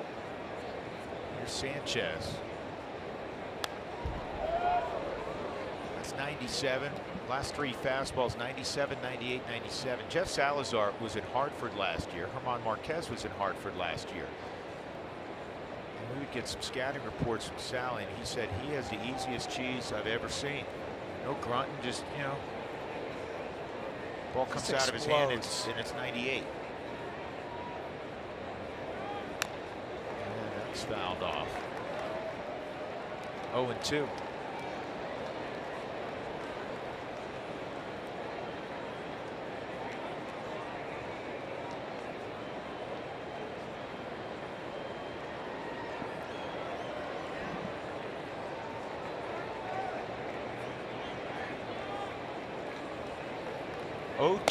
And they want to go up 1-2.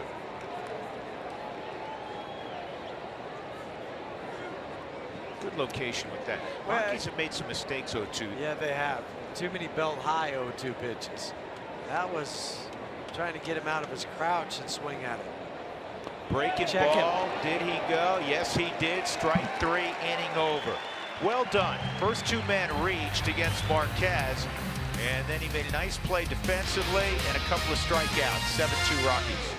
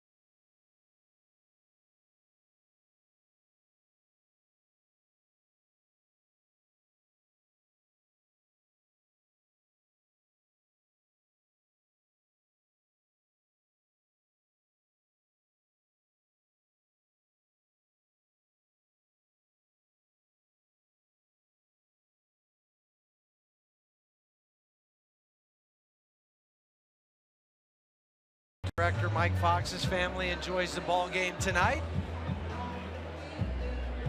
First 10,000 fans next Sunday, July 23rd, will receive a lunch cooler bag courtesy of King Soopers. Eileen, Kobe, Zach, Fox, all taking in the ball game tonight. All different sports represented too. Yes, hockey, Zach's a terrific tennis player, yeah. Kobe's a fine hockey player, second year of full contact, so you can check. He took a shot at you too. You're Mr. Hockey. Well, I just asked him if he wanted to go. We'd go check each other in the corner. I'm afraid I get hurt. Outside. He's got a lower center of gravity than you do. 1-0 on Desmond. Infield hit and an RBI walk. Desmond leading off in the fifth. The Rockies +5 on the scoreboard. Craig Stammen still out there in relief of Luis Perdomo. Wow, way outside. 2-0.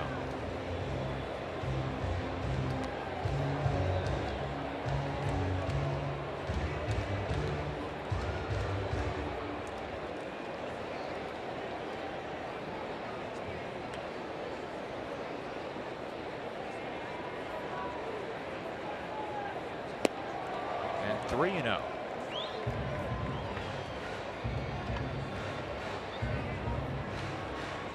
Two former teammates going at it right here. Together in Washington. What'd you think of the moves that Mike Rizzo made for the Nats yesterday? They needed to do it. Their bullpen ERA well over 5. Well, and Doolittle, they got a guy that hasn't given up a hit against lefties yet this year. Lefties 0 for 24. Guys that can close or pitch in the 8th inning.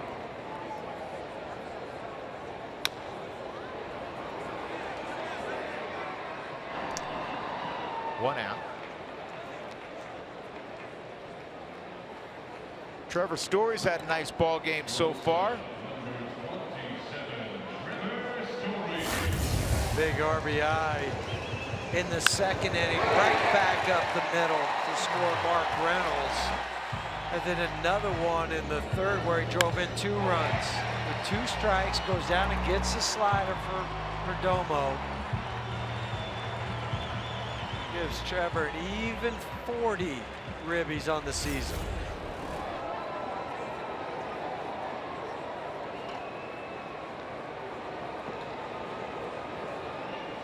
Stay hot, Trevor. 1 out, nobody on.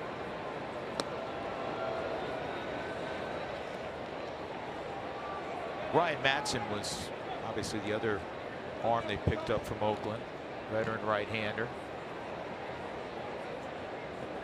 Blake Trinan was one of the guys that went back to Oakland. Big arm. Huge arm.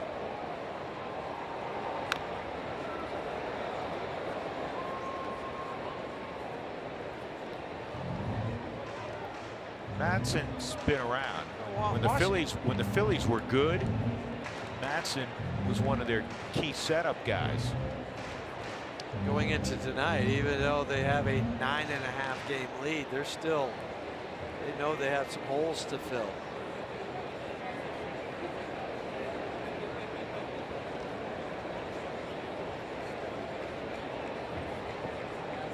If you're the Rockies, there's a couple teams to keep your eye on. Chicago Cubs, the Milwaukee Brewers, and the St. Louis Cardinals for me. That's central. And also, don't forget the Atlanta Braves. They won last night, or yesterday afternoon, to be more precise. And they're now at 500. They're playing the Cubs tonight in Atlanta. They were up 1-0. The Cubs have taken a 2-1 lead. Cubs got a great performance yesterday in his Cubs debut from Jose Quintana. He struck out 12. Shutout baseball for Quintana over 7 innings. And world champs, at some point you're going to think they're going to play like closer to the team they were a year ago. They're 5.5 back. Atlanta 6 back. Pirates coming to town. They're not out of the conversation. Arizona's off tonight. Milwaukee's not on there because they currently lead the Central. Cardinals are up 6-3 in New York in the 9th inning. Cardinals are 44 and 47. That's where that extra wild card really can make things sticky.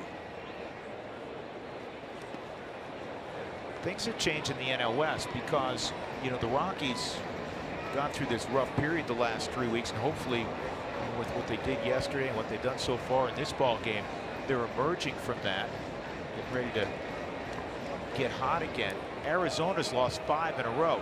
So tonight, the Rockies at the beginning of the evening, just a game behind Arizona, and Arizona holds naturally the top wild card spot.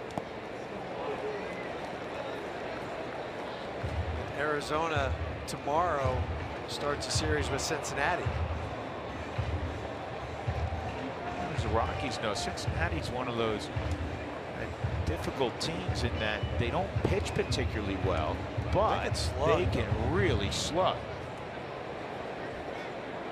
And they're playing at home. 3-2 on Story. Second foul ball, just it's like that. Same one. Same one. Stopped same distance. on the same blade of grass it finished. Rockies hitters tonight have worked 6 3-ball counts over the last 3 innings alone. Pitch number 8 coming up here to Story. Great quote from Buddy Black yesterday prior to the start of the game against the Mets. He said, for us to be the best version of the Rockies, you know, we have to get Cargo going, we got to get Story going. And Trevor had a very good day yesterday, and he's having a very good evening tonight. 2 for 2, 3 ribbies, and now a walk with 1 out in the 5th. And that was a hard-earned, well-earned walk for Trevor. It was 1-2, fouled a couple pitches off.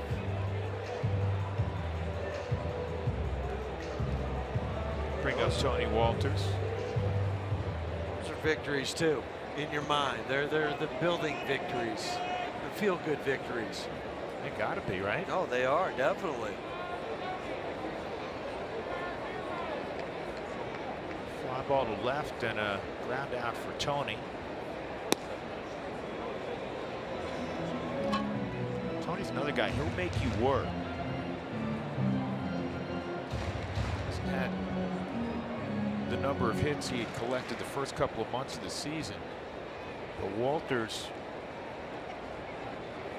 with 25 walks, his on base percentage is .361, which is really good, especially for a guy that hits 8. Tony's not going to be a big slug guy. Oh, but have a high gets slugging you percentage, but if he's going to hit 8, you got to flip that lineup over, find a way on base. Exactly. Any way you can. If it means taking a walk, he'll do that to get the pitcher up there.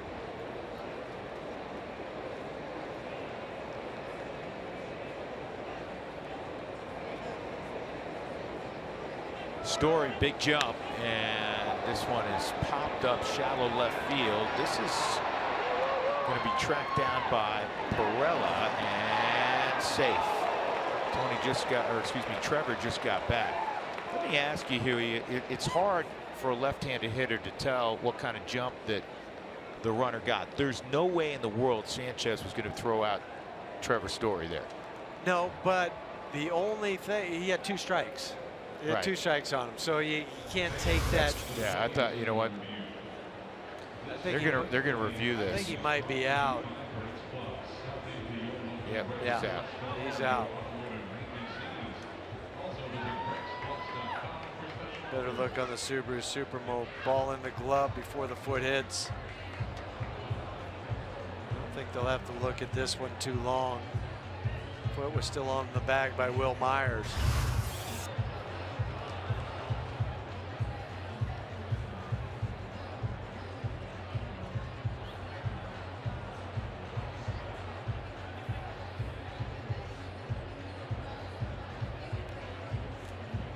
Trevor thinks he's out. He's taking his stuff off. Handing it to Tony Diaz. He was looking at his knee. kind of hit that ground hard. Hopefully it's more of a jarring type of thing than a strain. His knee goes into the ground, and trying to stop yourself on that bag. The foot also got caught. The right foot. See how watch his right foot. So it locks into the ground before it kind of pops up. So that's why he was checking both the knee, the ankle, and indeed he is out. So that'll end the inning. We'll go to the 6th inning. The Rockies continue to lead 7-2.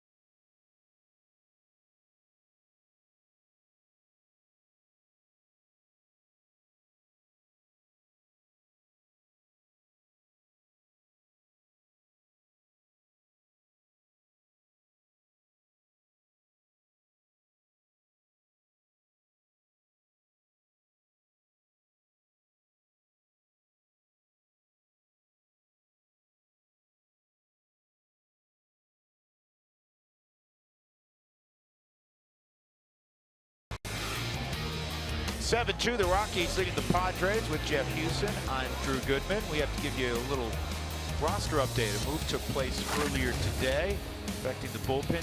Zach Rosscup, threw in 3 ball games, was optioned down to AAA Albuquerque, and Jairo Diaz is back with the Rockies. Done some nice work down there. Feel like he's cleaned up some things. So Jairo back in the bullpen for Colorado. Meanwhile, in the 6th inning, the first pitch is in there, strike 1 on Jose Perella from Marquez, and look out. It's under the chin. Herman, take a look at Jairo Diaz. Just came up for that one game, put into a role, it gave up some runs, optioned right back down, but that really wasn't the reason he had been used. The bullpen was a little bit of shambles right then. They needed a fresh arm. And that curveball not caught, so it's 2-1. I want to go back to Herman for a moment. The first couple innings, off and on, he threw 17 pitches. Second inning, 16, but it's been trending downward. 15, 14, just 13 pitches thrown in the 5th inning.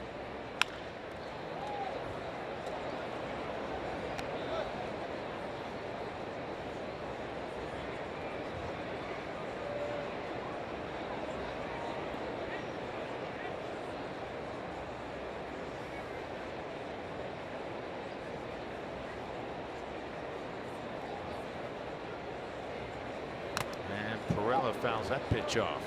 It remains 2-2.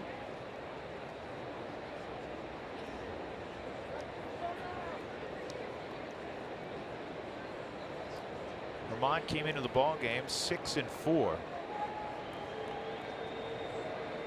ERA of 2.03. And yeah, he went. Check him out.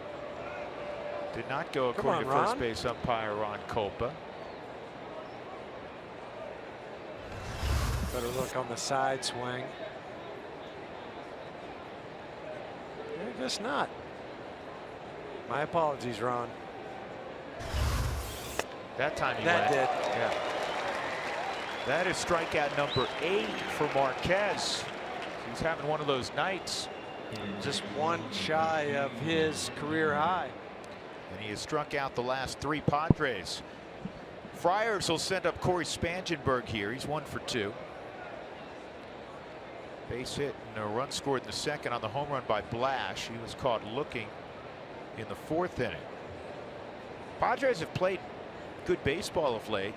Won 2 in a row. 7 of their last 10.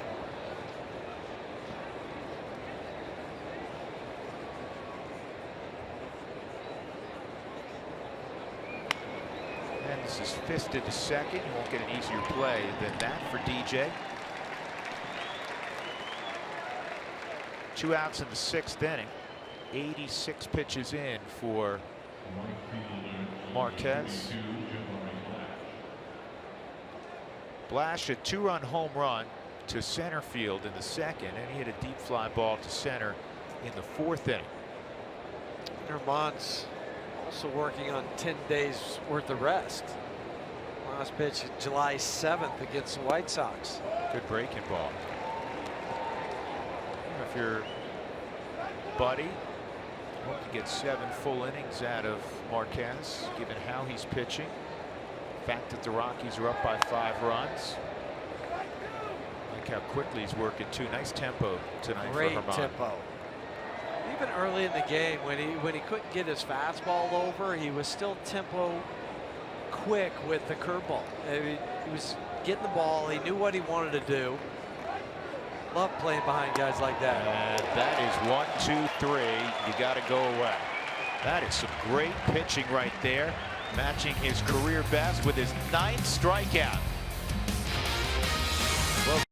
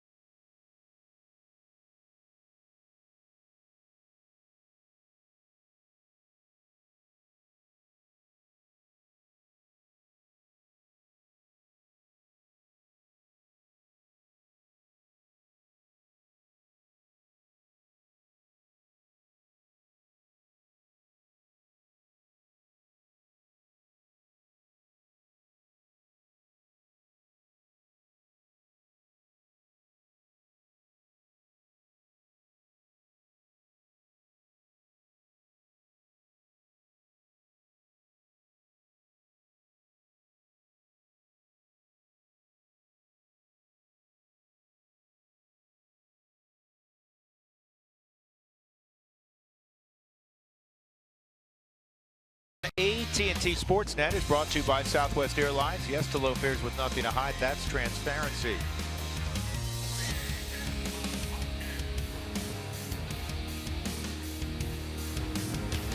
Beautiful night at Coors Field, and the scoreboard reflects that as well. 7-2 Rockies leading. Drew Goodman, Jeff Hewson, and our entire AT&T Sportsnet crew. New pitcher, 3rd use tonight by Andy Green. It's Kevin Quackenbush.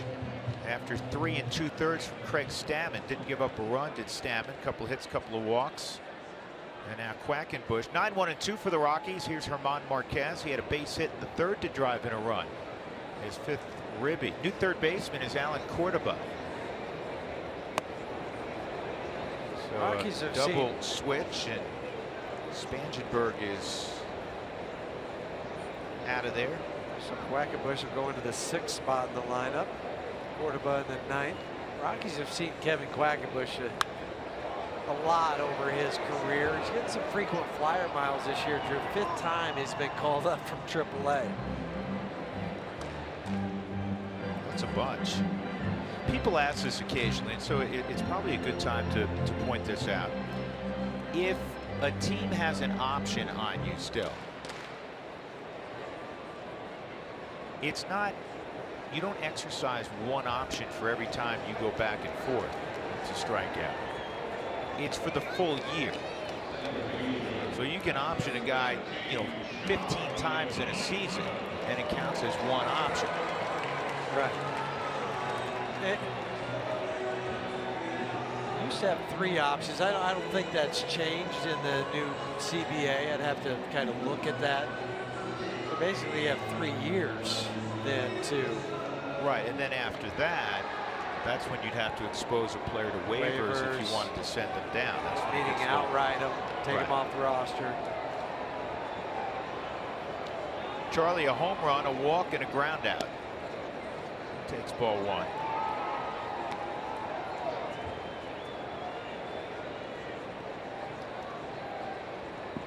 The home run in the first. Now a 12-game hitting streak for Blackmon.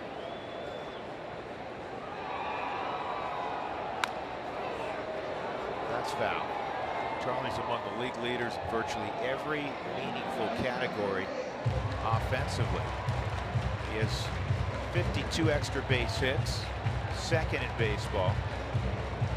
His 123 hits overall leads.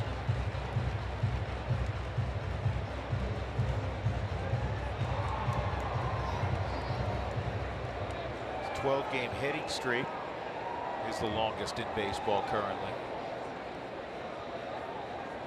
He has the most multi-hit games in baseball with 40. He needs a new bat. You got plenty of time to keep reeling off some numbers for Charlie. Well, he's going to have like a 38 pitch at bat.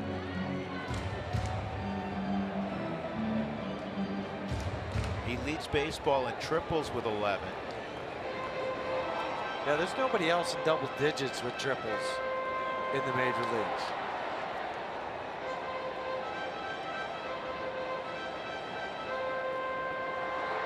Can we dispel that myth that anybody who participates in the home run derby is too fatigued to hit the ball over the wall after the All-Star break?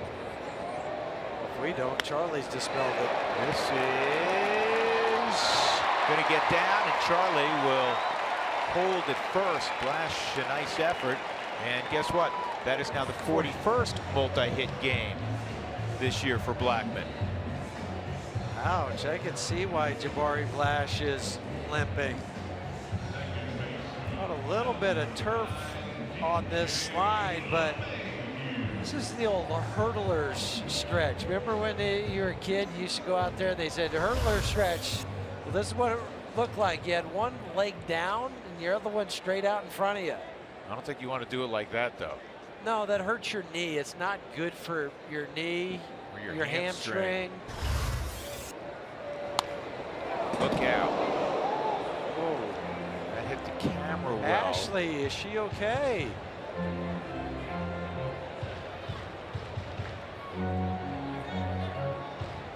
Hey, Bo, how about giving Ashley the baseball? She was the one who was in harm's way. Right? You okay? Okay.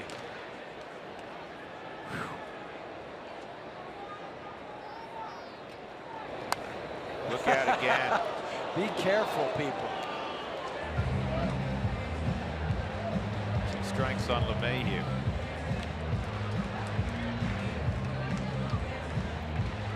DJ's 1 for 2 and a walk. Time the Padres have gotten him out tonight was on a sharp line drive to center.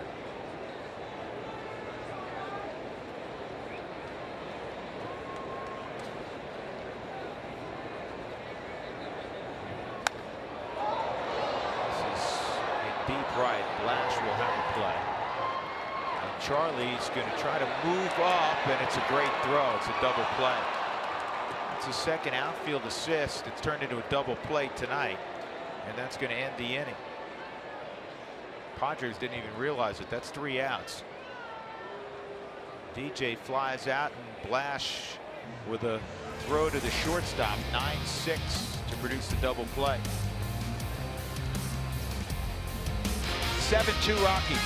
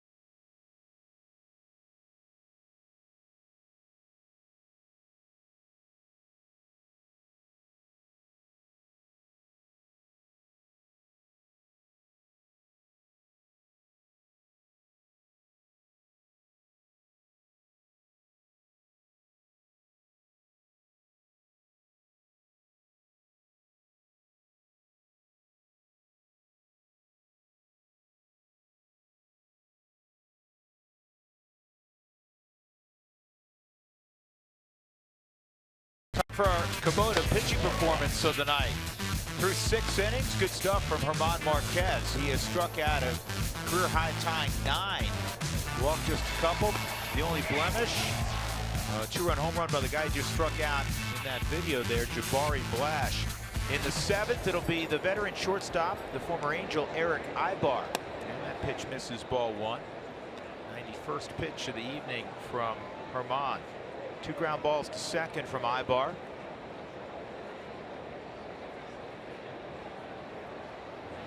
And this ball is to Mark Reynolds, and a nice flip to the pitcher covering Marquez. 1 out.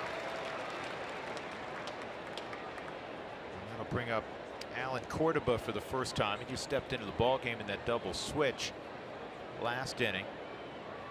Cordoba is just 21 years of age. He's a native of Panama. Some young players on their roster. Cordoba's not very old either. Cordoba was selected in the Rule 5 draft. Technically from the Rockies organization, but that's really misleading. He was with the Cardinals organization, and through a move that gets a little bit difficult to explain, it actually technically went through the Rockies organization, but he was never a player in the Rockies organization. But he was a Rule 5 selection, which means he has to stay on the big league roster the entire year this season. 0-2, and it's going to be a tough chance, and a great effort by Story. Story was swung over in the hole. We've seen Trevor make that play where he does that spinning 360. But it was particularly difficult based on where he started. And a ball that is hit harder is easier to make the spin on. And he knows that Cordoba has wheels going down the line. So he spins, has to get rid of it. I know once you let go of that too as an infielder, you're hoping, I know it's offline, but please just catch part of the fencing so I don't get an error on that play. And that's what it did. Yep. Jake McGee is getting loose for the Rockies. 1 out. Here's the leadoff man, Manuel Margot. That's ball 1. He has a base hit, 3 at bats, a couple strikeouts also. Huey mentioned it earlier. German has had quite a bit of rest with the All-Star break. Still a lot of life on that fastball. 1-1. And that's what these young kids can do. They can carry their fastball throughout the whole game. It doesn't start at one place really high and then start to tick lower and lower the later you go in the game. On the right field line, and this one's going to be out of play. Have a cursory glance from Mark Reynolds.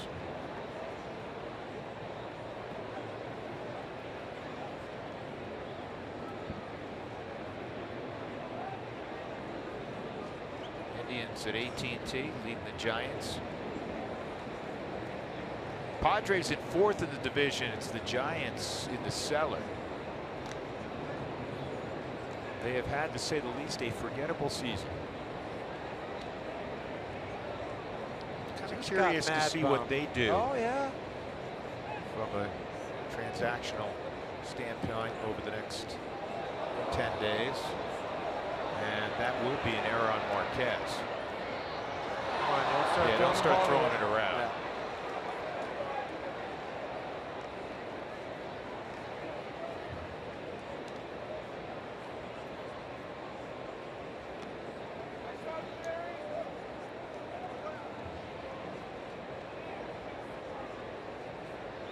Second error on German.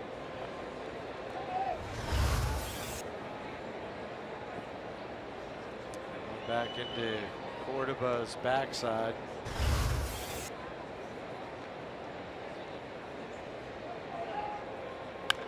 Ground ball to third. Nolan's got it, holds the runners, got a hustle, and he just did get Margot, who can run. Think about all the things that just happened on that play that went through Nolan's mind. where he can process it. He says, I've got a fast runner at second base. I've got to check him. I've got a fast runner at the plate. How much time do I have to get rid of it? And he still throws him out by half a step. So all that happens in the blink of an eye, but it's prior preparation to that ball being hit. He knows what he's going to do. He's one of the most intelligent defensive players I've ever seen as well. And his internal clock. I mean, most guys would panic. Well, his slows down. His internal clock's like a Swiss timepiece, man. It's really remarkable. It's not just the glove. It's not just the arm, which he displayed right there. The feel, the savvy. Line drive left center field, and that's going to get down. It's going to score a run. And it'll turn into a double off the bat of Asuaje. And Asuaje with his third hit of the night. So now it's 7-3. That error by Marquez costly, and here comes Buddy Black. Probably cost him from going 7 innings.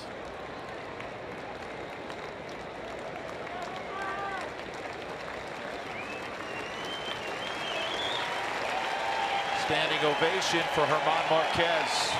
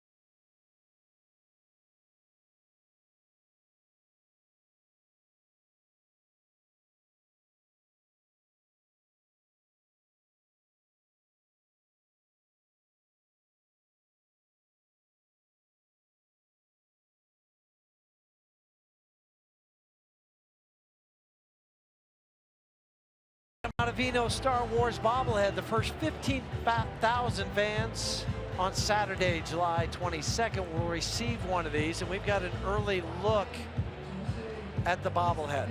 Okay, look at Adam. Little Star Wars. Jedi Ottavino. Yep. So first 15,000 fans through the gates on Saturday, July 22nd. One of these bad boys. You taking that one home? I'm just going to set it over here with some of the other ones that we have. Different. Yeah, we got Nolan back there. But now in for the Rockies, Jake McGee. Jake has been so reliable this year. It's an important little sequence here. The Rockies haven't scored in a few innings, and now with that run batted in, and they're calling it not a double, they're calling it for Asuaje a single and an error on Ian Desmond. He does get the ribby. But you got Will Myers at the plate.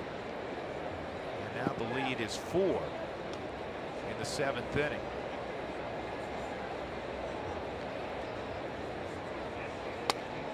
Jake threw 1 inning in the New York series, so 1-2-3 inning with a couple of punch outs. He looked dynamite.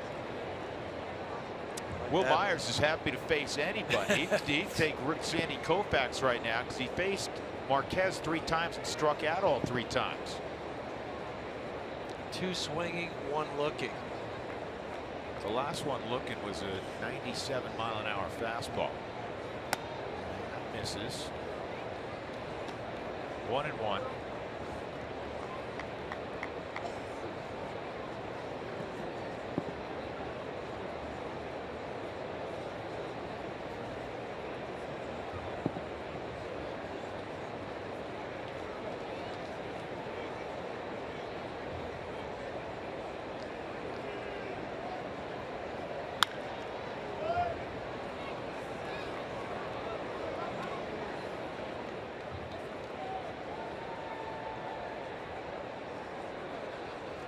Going to the tarp.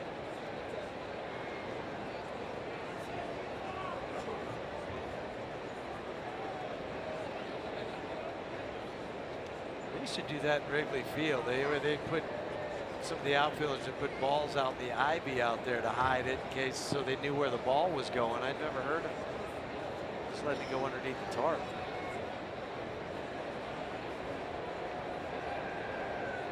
Two on Myers.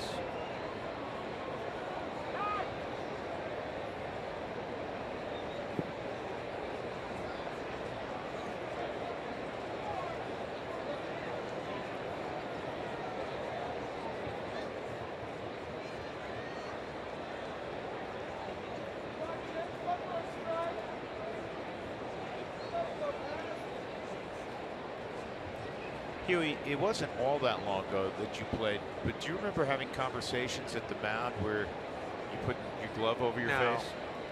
You guys just chatted, huh? We just chatted. Now everybody does. The glove, or if a pitching coach comes out, he puts his hand over his mouth.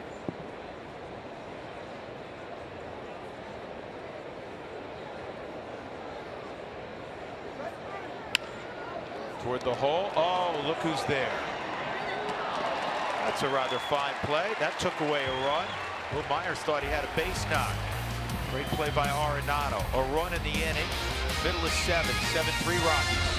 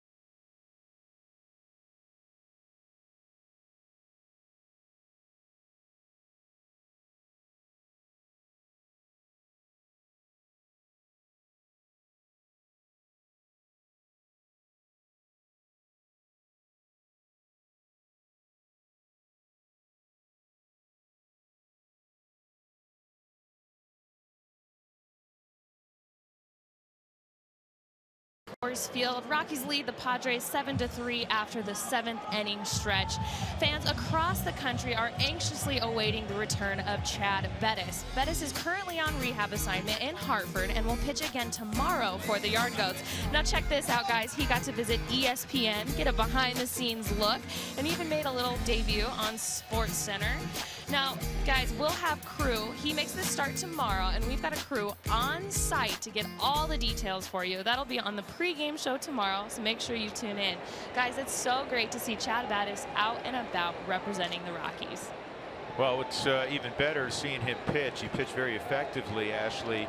As you know, in that first outing, he went a couple innings, did not allow a hit. He'll go 45 pitches in that neighborhood tomorrow. It's a typical build-up. It's spring training for Chad.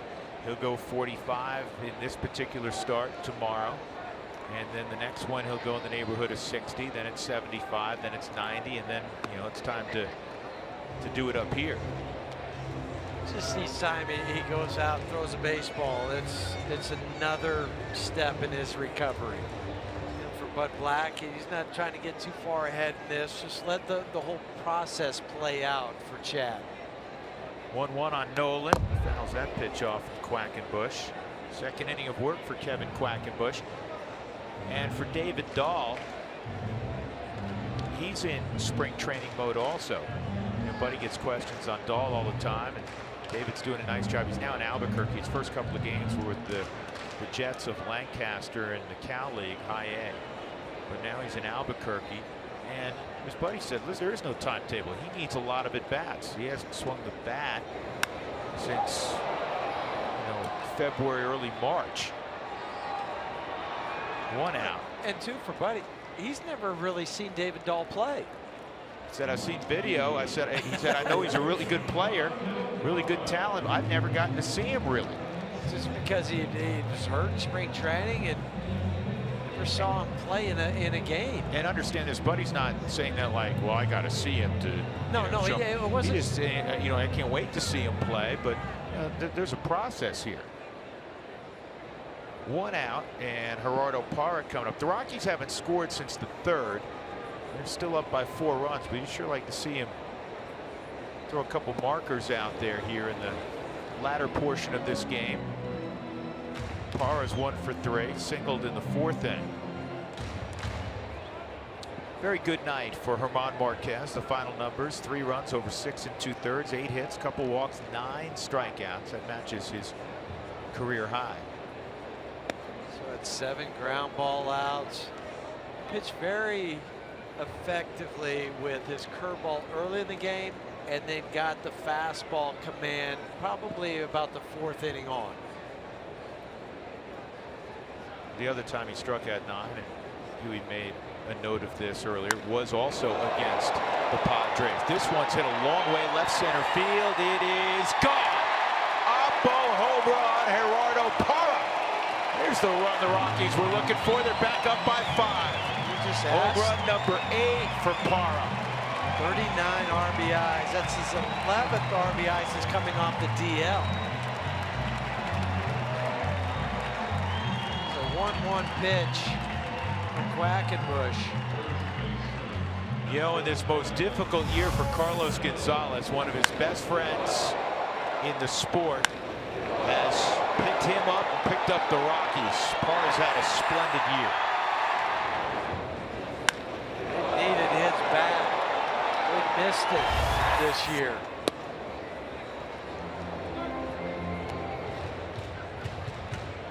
Enthusiasm with which he plays the game, and it rubs off on the rest of the guys.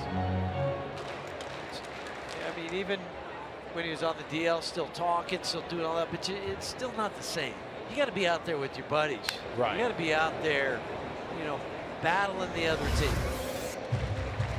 He gets an elevated fastball, and I think he knew it too, because he carries the bat just for a second.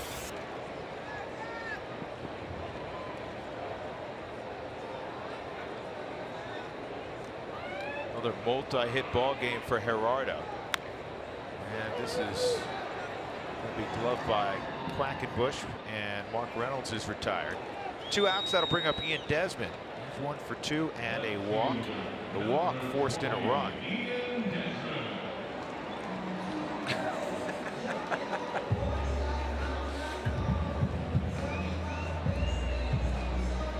The other things that I like about these kids, Marquez, Hoffman yesterday, seen it with Freeland, all the young arms. You know, when they come out of a game, you know, the old veteran pitchers, they usually go up to the clubhouse after the inning and watch the rest up there. These guys hang around. They stay. They watch from the dugout. You know what, they've been taught right. Whether they do it in the minor leagues, I think that's a wonderful observation. Because you can still learn things, even if you're out of the ball game. You can still learn something by being out here. The second thing it does is tell your teammates, I'm invested in this game, not just this game while I'm pitching. It's like Hoffman yesterday. He didn't want to talk at all about himself. He was upset with a couple of pitches that he threw, even though, he did a nice job, got the win. Pitched to the scoreboard. But he said, man, that offense was great. He goes, we got a great lineup, and they're just getting ready to bust out. It was all about team. 3-0 on Ian Desmond. Well, it's nice, too, to see the team put up 8 runs coming off the game yesterday. Yeah, you're right. And Desi walks. That will allow Trevor Story to swing the bat here. Second walk tonight for Ian.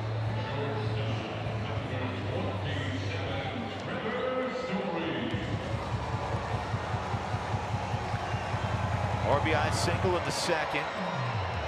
2-run double in the third. And a walk in which he was behind in the count 1 and 2. That came in the 5th inning. Tapia is going to run for Desmond, and Buddy did that yesterday with a nice lead late in the ball game. Again, Desmond's coming off that calf injury. Why you'll have him play more than is necessary? If it's, listen, if it's a 1-run game, guess what? Desmond's still going to be in there. So Ronmel is pinch running.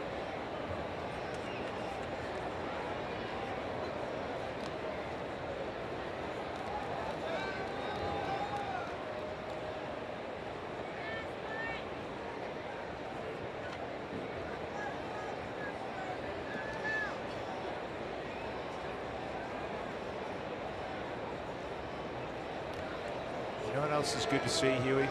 Is the Rockies have had ball games where there have been way too many empty at bats, large strikeout totals. They have struck out 1 time tonight, and that was German Marquez looking in the 6th inning. And if it's your pitcher, you're not going to sweat it. German also threw out a base hit to drive in a run tonight as well.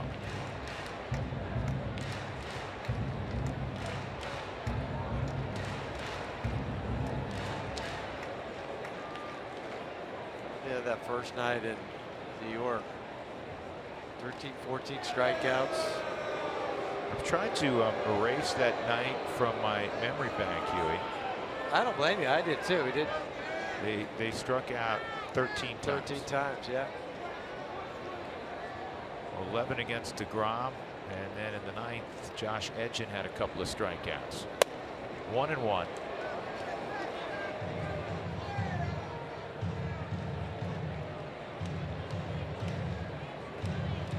Great crowd tonight. 37,561 on a Monday night.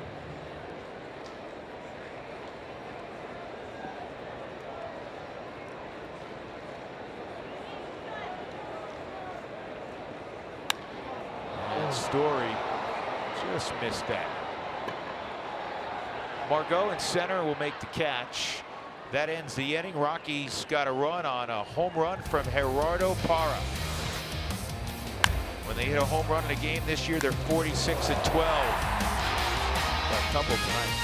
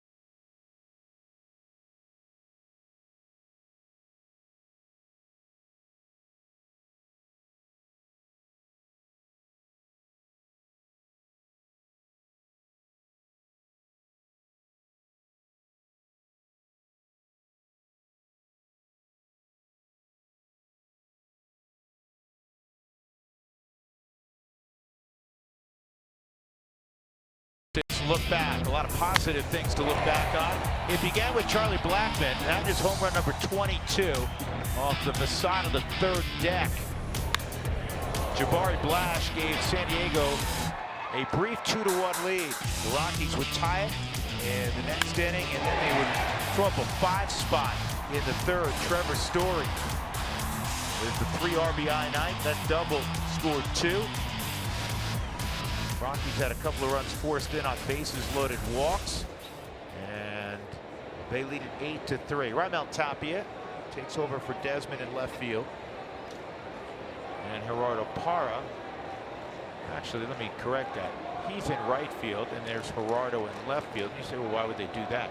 The more difficult spot to play from a coverage standpoint at Coors Field is left field. And Parra is a Gold Glove defender on a couple of occasions. So he goes to left, Tapia to right.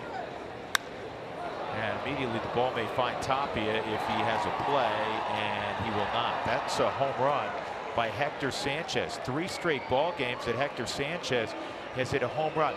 It's the second home run he's hit right-handed this year. He hit the walk-off home run against the Giants Saturday right-handed. The reason I'm making a big deal about this, it was his first hit right-handed all year. So now it's his second hit right-handed all year. Both of them have been home runs. He gets full extension on the ball up from Jake McGee. Now how big's that home run by Parra? Huge, because it's still a 4-run game.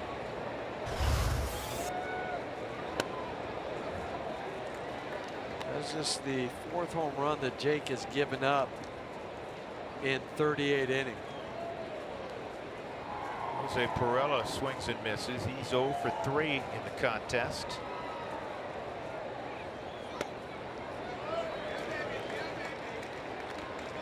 It's a strike going 2.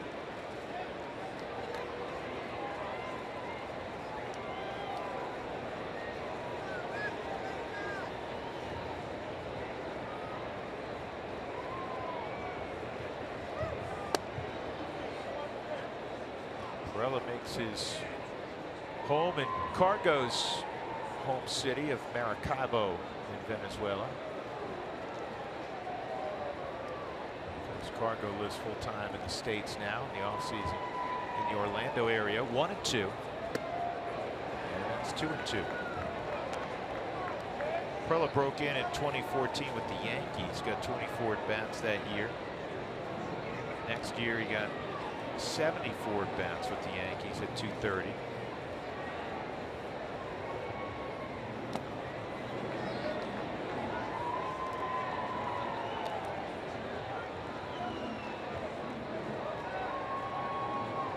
Off-season trade a year and a half ago to San Diego from New York.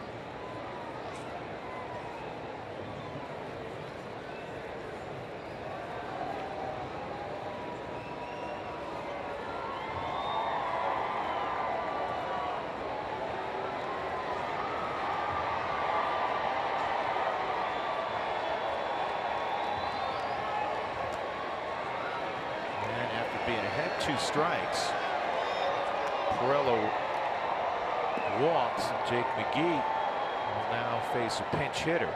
Got to bring Steve Foster out of the dugout, and it will buy Adam Ottavino some extra time out in the bullpen. All kids through the gates on Wednesday, July 19th, will receive the Hartford signature red fire helmet as part of the Junior Fire Marshal Fire Safety Day at Coors Field. 8th inning, a run in, nobody out. Pirela at first base for the former Cub Matt Caesar. Rockies up 8-4.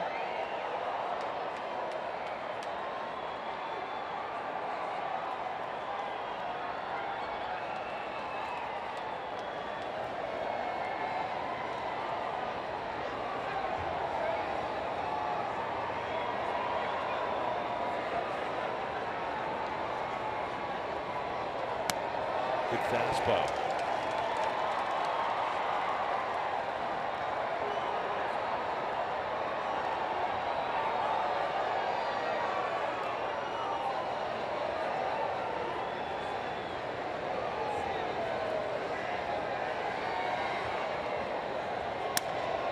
That's going to be a base hit. Be a double for Caesar. Yeah, it's going to be. Caesar runs well, former football star at Villanova. Now, Padres have second and third in a 4-run game, nobody out. You got Jabari Blash coming up. Bud Black's going to come out.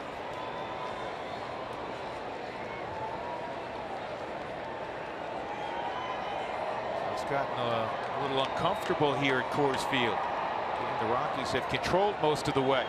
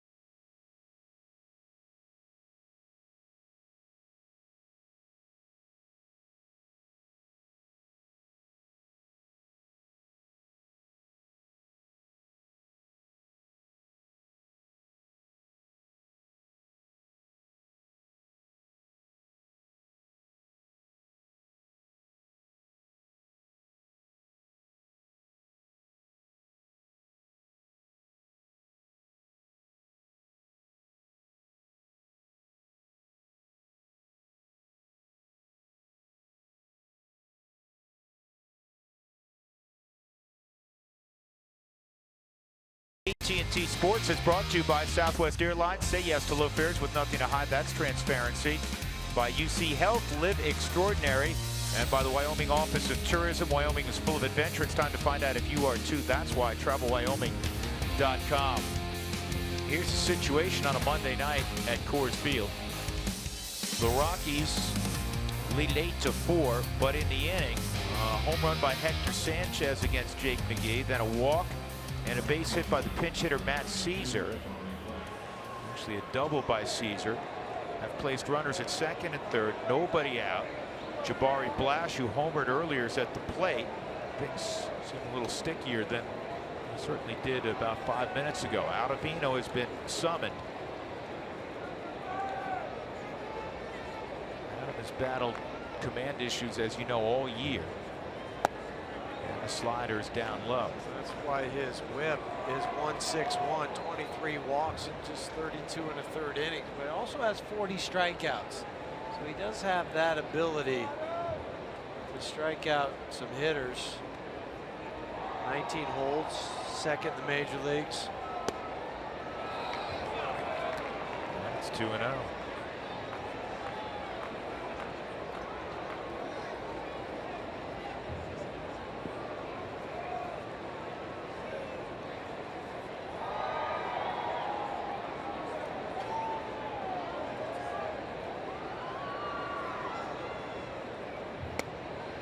That's in there.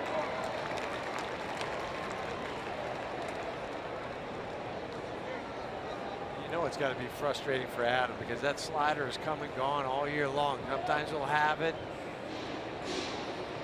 and then he'll lose it for 2 or 3 pitches. It could be a batter, it could be an inning. It's 3-1.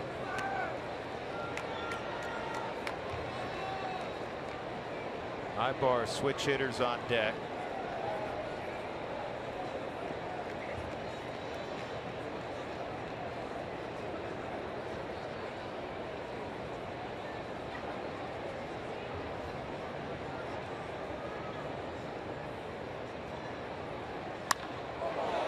This ball is going to stay in the ballpark. It'll get a run home. And also moving from second to third is Caesar. So it's 8-5. Sack fly for Jabari Blash. He's got 3 ribbies tonight. Give him 7 RBIs in the season.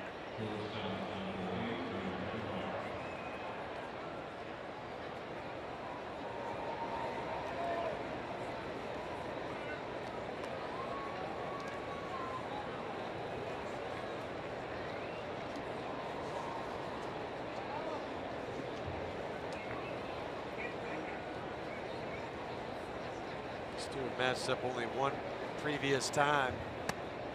Haven't got the better of it. 0 for 1 is Ibar.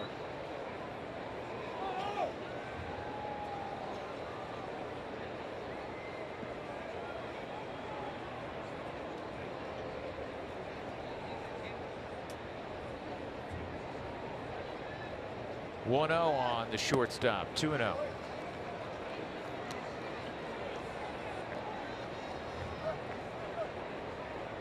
All season it's just been a battle for Adam to Goes back get to spring training. his mechanics and his foot placement with that left foot where he wants it.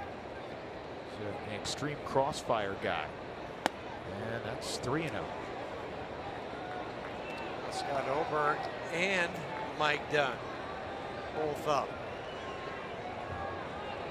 This is where that bullpen was so good the first 4 or 5 weeks of the season. And one of the few guys that you can really count on right now for the Rockies. On the plus side, struggled tonight, Jake McGee. So unlike Jake. He has been the reliable guy behind. In front of Greg in front Holland. of Greg Hollander, but you know, behind Greg Holland, because he's been Mr. Reliable. It has Holland. Jake just one of those nights. And that's line. What a catch by DJ. He's gonna. It's an out on the line drive, even though he flipped it over. The first base umpire Ron Copa said he was in the transition that he lost the baseball. I've said many times over the last few years, and I know you felt this way, Huey. Thank goodness DJ's 6'4". And this helped here.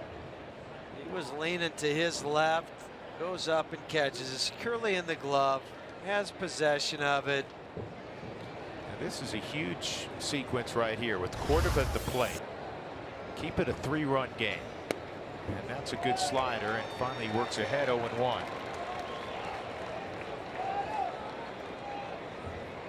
Padres have Kirby Yates warming up, fresh off the paternity list. And that's strike 2. Yates has been up for a long time after the Caesar pitch hit for the pitcher. 2 strikes on Alan Cordova.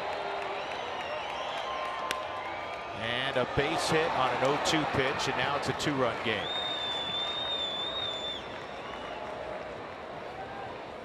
Is it just me, or have there been an inordinate number of 0-2 base hits in critical situations against the Rockies of late? I don't think it's just you. I've seen it quite a bit. It didn't go away at all. It goes down. Cordova goes and gets it for coming into the ball game in a double switch. He's 2 for 2 tonight. Buddy's going to have to use 3 different pitchers in the 8th inning to get 3 outs. 8-6. Things have tightened up considerably.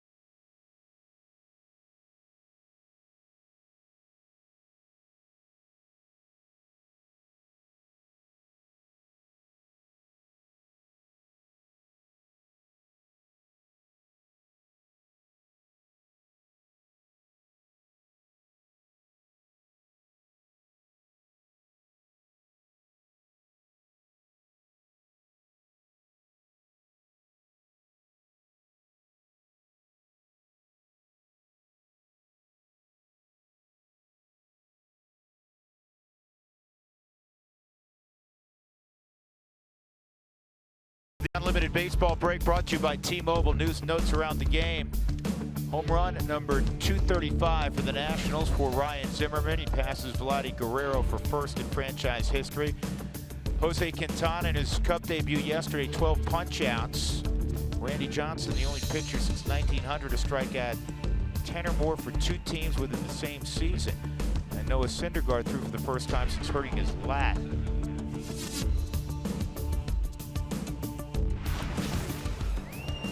Eight-6 after that base hit on an 0-2 delivery from Alan Cordova. And Manuel Margot, the tying run at the plate here in the 8th inning. Scott Oberg trying to get what's been the elusive third out. Scott leads the ball club in appearances out of the bullpen with 42. Yesterday in New York, through an inning, 1 strikeout.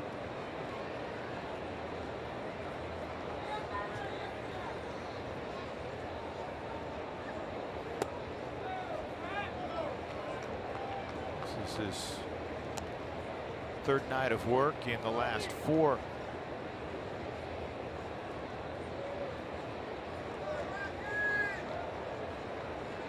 And have to find some consistency in front of Greg Holland.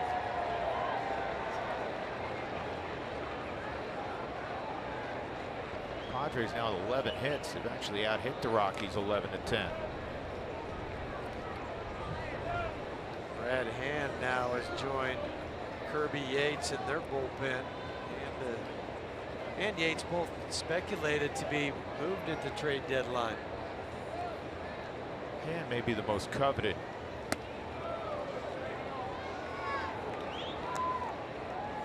Hand was the all-star representative for the Padres. Real steady guy. Could get righties out as well as lefties. 2-1 on Margot. He's got some pop.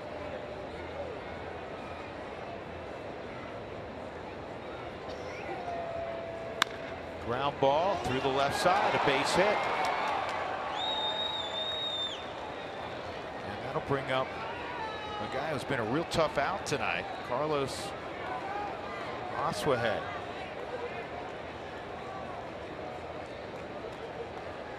Oswahead, a single, a double, and an RBI single in the 7th. He's 3 for 4.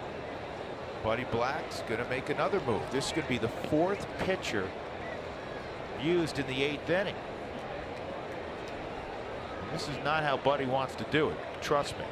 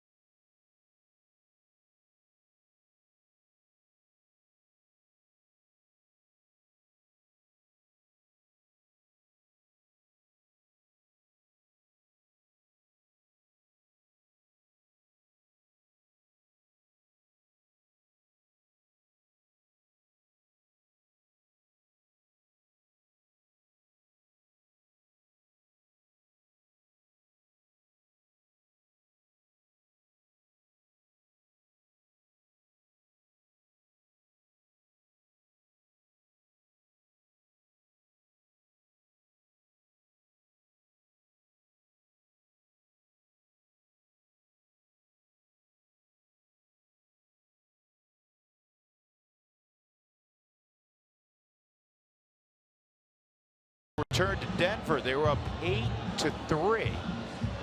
And now it's 8-6. They're 2 on. The Padres have the go-ahead run coming to the plate, and Mike Dunn is the 4th pitcher to be used here in the 8th inning, and he's out there for one guy. If he doesn't get Oswehe, you're going to see Greg Holland. He's going to have to bring him in because Will Myers is on deck. Greg is, as soon as this kind of started to go spinning a little quick, he got out there and started getting loose. If you're wondering the left-on-left matchups, well, for Mike Dunn, left-handers are hitting .259 against him. And for Carlos, he's hitting .250 against lefties. Because you don't want this game to get into the hands of Will Myers. This guy sprays the ball at the plate. He's left a big opening on the left side. And a slider for strike 1.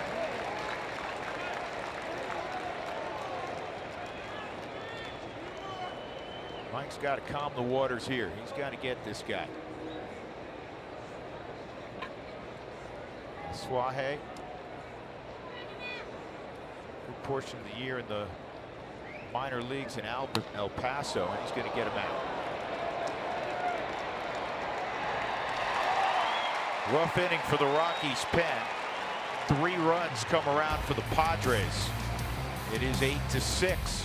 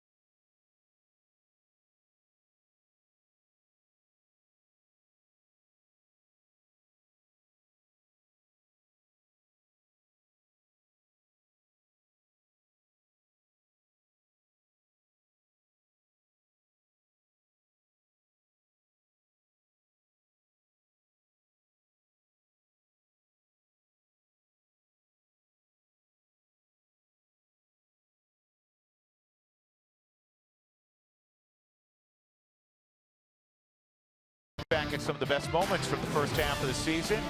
We remember our offseason trip to Atlanta, where Charlie Blackmon put in the work it takes to be the best leadoff hitter in the game. We revisit Bud Black's trip to his alma mater, San Diego State. That's all this week on the club after the post-game show.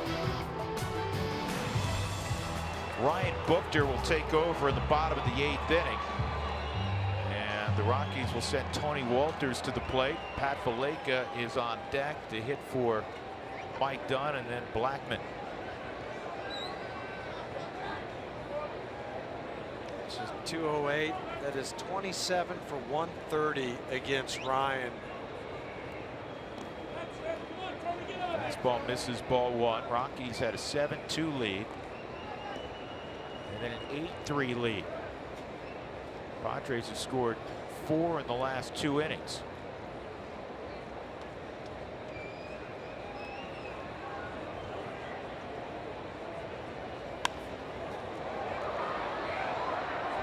One ball, 1 strike on Walters. 0 for 3 tonight.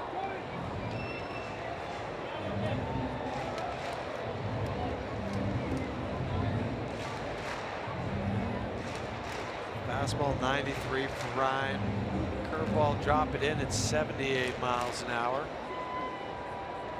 2 Two-seam and four-seam on the fastball.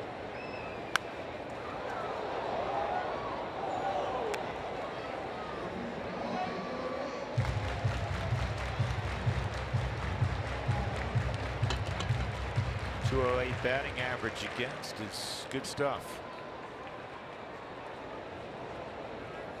Fewer hits than innings pitched. 3-to-1 strikeout to walk ratio, basically. Seems through the years, doesn't it, Huey, that the Padres have always had quality bullpen arms.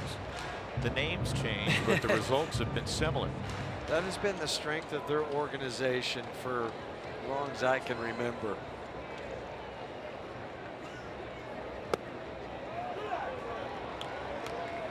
They might only have one left-hander out there, but he's really good. This year they've got a couple. Of course, Brad Hand. I think Buchter's pretty good too. Yeah. Both of those guys will draw considerable interest. 3-2 on Walters. And he got hit. Either way, he's going to reach. It was 3-2. Hopefully Tony's all right. Wait a second. He's trying to say it's a foul ball. It's got to get as a foul ball. That's what Jerry Meals is saying. Yeah, that is a foul ball.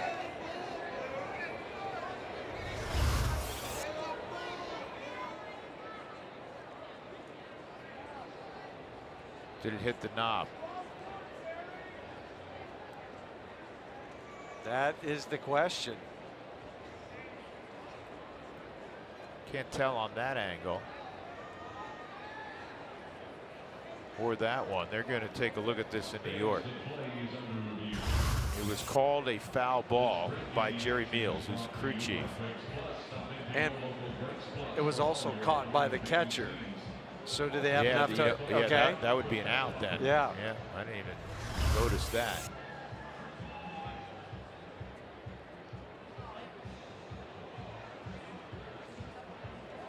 It's hard to tell there.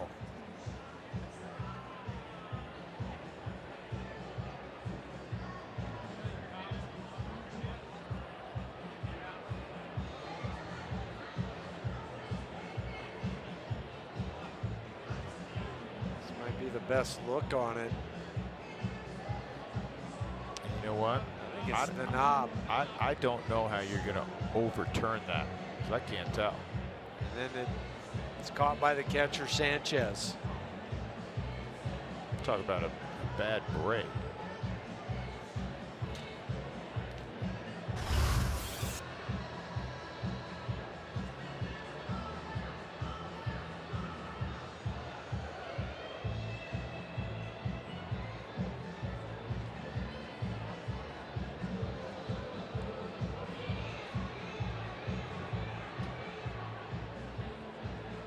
Calling him out.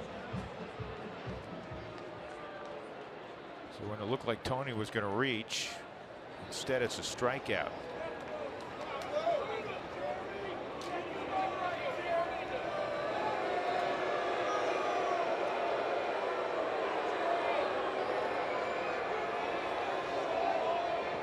So Pat Valaika will pinch hit. 1 out in the 8th.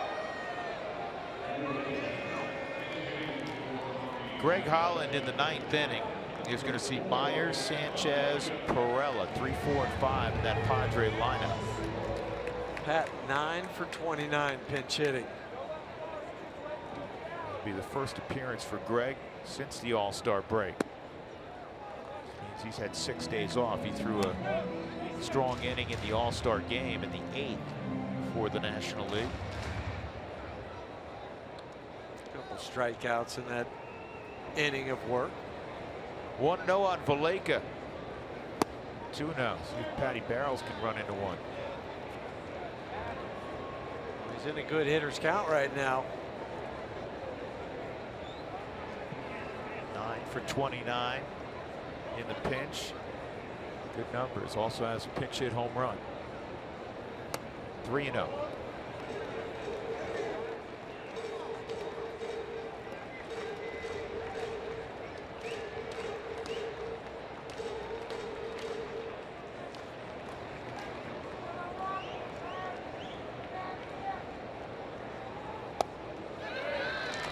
4-pitch walk to Valleca.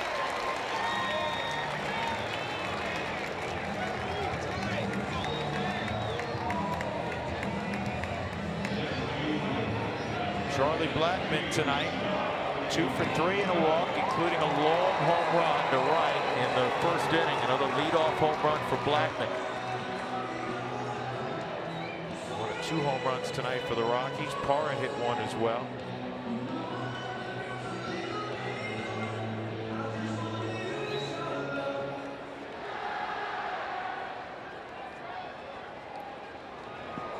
Rockies this year, when they hit 2 home runs or more in a game, are 30-3.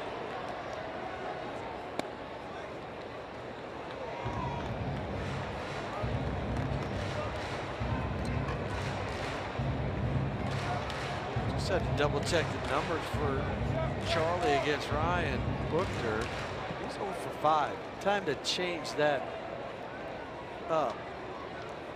He doesn't stay over against a guy very long. Told you. There you go. Valleca's going to go first to third. Blackman's got a 3-hit night.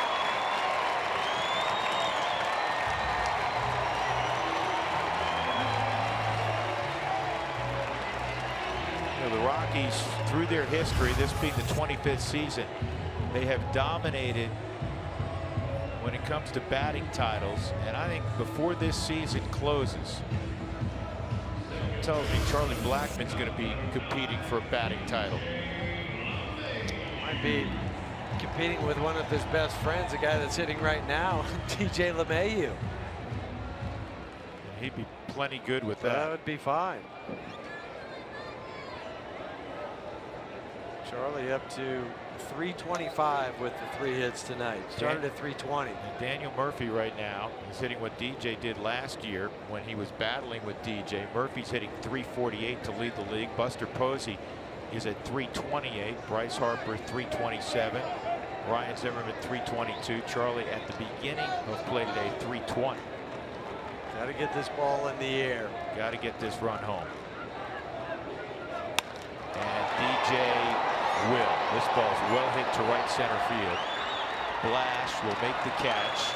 And here comes Valleca. Professional at bat from the consummate pro, DJ LeMahieu. Whatever you need, he'll get it done for you. 3-run lead for the Rockies. 42 ribbies for LeMahieu. And I like the way he didn't wait around for this. He gets a fastball, middle. He knows what to do with it. This whole time, this whole at bat, when you're walking up to the plate, you're thinking, I got to get this ball in the air. I can't swing down on it. I got to create some lift. And Pat, who had walked as a pinch hitter, scores. It's the 3rd time tonight that the Rockies have come around after walking.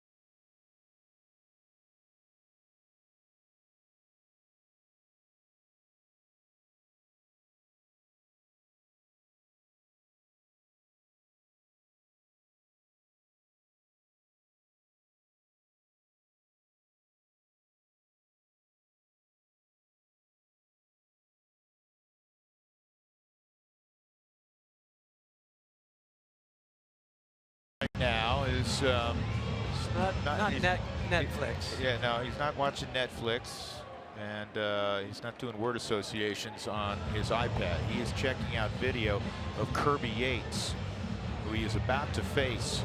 That's so handy to have that now in the dugout where you can pull it up immediately. You've got video. You don't have to run back up into the locker room, or even the new video they have right behind there. You can still stay engaged. I'd like to see Nolan going to get it tonight again. Some more RBIs. Yates a hard thrower. Just off the paternity list. He and his wife welcome a brand new baby girl. Congrats to the Yates. Nolan's 0 for 4. Did score a run in the third when he reached on a costly error by Eric Ibar. Load the bases with nobody out. Breaking balls outside in the dirt.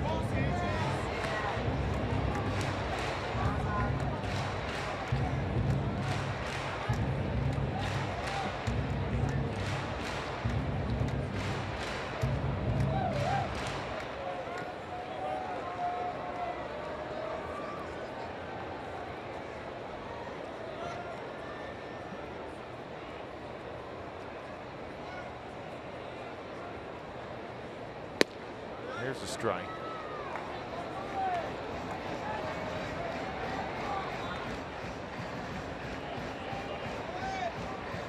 Six-game hitting streak for Nolan. He has hit 13 out of 14.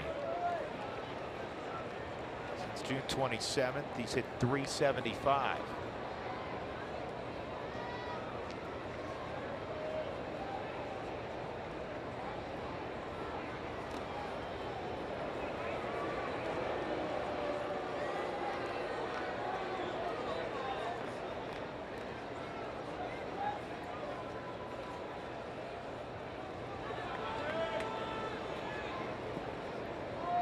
Rockies have scored in 5 different innings. Generally, it's a precursor to a victory. I think too is every inning that the Padres have scored. In the second, they scored 2. The Rockies answered with 1. The 7th, same thing. 1 run for the Padres, 1 for the Rockies. Even last year, 3 for the Padres. You've answered with at least 1 to get that lead. Give you a little bit more breathing room, especially for Greg Holland. He's the one that is saying thanks. Fastball darts inside. 2-1.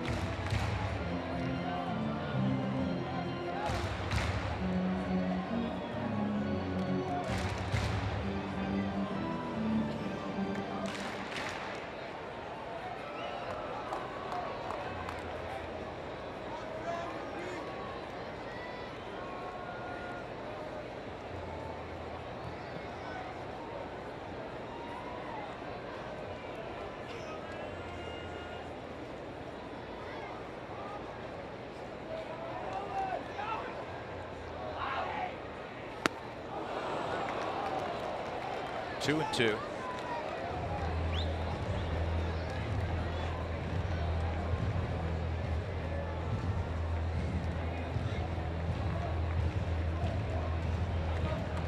Nolan has the ability, Huey, to wipe out from his mind a bad swing and immediately correct it. I don't think he was happy with that swing. No, but then he has the ability to make the adjustment on the next pitch. Some guys, they have a bad swing. They can't get that out of their head that at bat, nor the next one, maybe the rest of that day.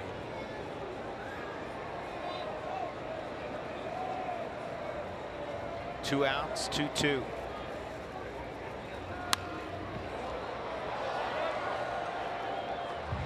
Just a fight-off fastball for Nolan. Todd Helton did that as well as anybody during his career in the game.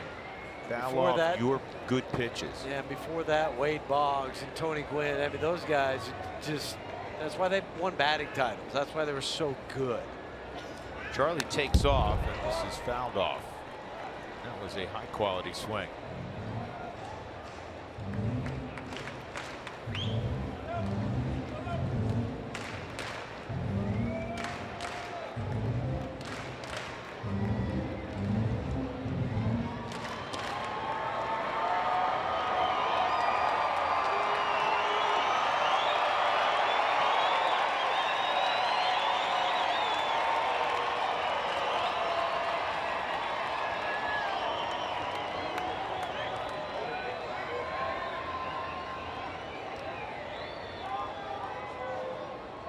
Charlie going again, and he stopped. So it's 3-2. Yates picked up the tempo on the delivery home. Obviously, Charlie will be taken off here. Myers will drop behind Blackman. 3-2 with 2 outs, a run in here in the bottom of the 8th. The Rockies trying to do something they have not done, folks, in close to a month. June 20th, they won their 6th consecutive game. That's the last time they won back-to-back games.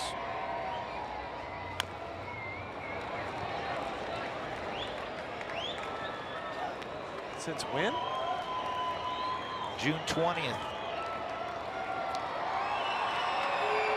That was their 6th consecutive victory when they beat the Diamondbacks 4-3.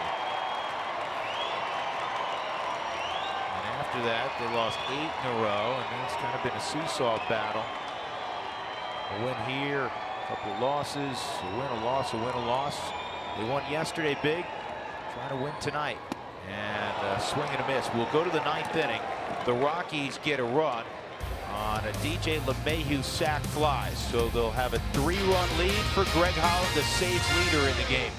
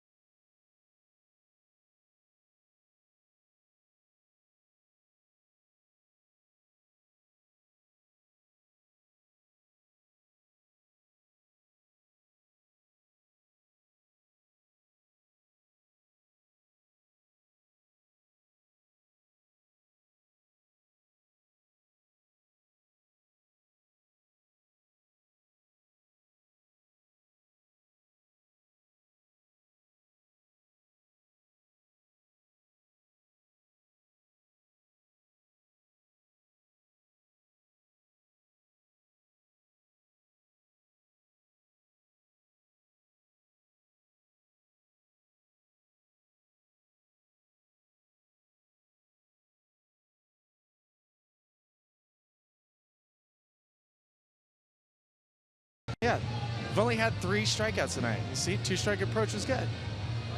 That is it? Yeah, that's exactly right. Okay. Yeah, 2-strike approach, quality Three at-bats. strikeouts? That's it. Oh, there was just one that. Oh, you ready for the Toyota postgame show? I am. All right. I'm looking forward to it. I'm ready for it too. Good game tonight so far. It was a little bit maybe easier than we thought early on. It's okay, but Germán Marquez was really good, and like I said, 2-strike Yeah, approach. Good 2-strike approach. So we have the Toyota postgame show coming up. Let's go back to Drew and Huey. Keep the Hey, front Mark, side in. Yeah. Keep the front side in, but also take the plastic off the bat. Yeah. No, because then you have to see You gotta the get that Mets. away. Okay, got it. You gonna break that down also, Huey? No, I'm going to break down Greg Holland's numbers because they've been spectacular. 28 saves for Greg, 161 batting average, 43 punch-outs in just 33 in a 3rd inning. League's hitting just 161 against Holland. 9-6 Colorado, Will Myers, Hector Sanchez, Jose Perella. Against the All-Star for the 3rd time, Greg Holland, twice with the Royals. And that first pitch, a strike at 94. Greg well rested. We discussed that last half inning. His only work in the last 9 days was in the All-Star game. It really doesn't seem to bother Greg to sit. I don't know if anything bothers Greg. And I think the great relievers that work the 9th inning, you would say that about virtually all of them. No, but unflappable. You got to be unflappable to work the 9th. But some of the relievers, they didn't like to sit for more than 3 days, 4 days. Before they got out there, they didn't feel like they had the control that they needed. And for Greg, so what? Greg Holland out of West Carolina. Western Carolina.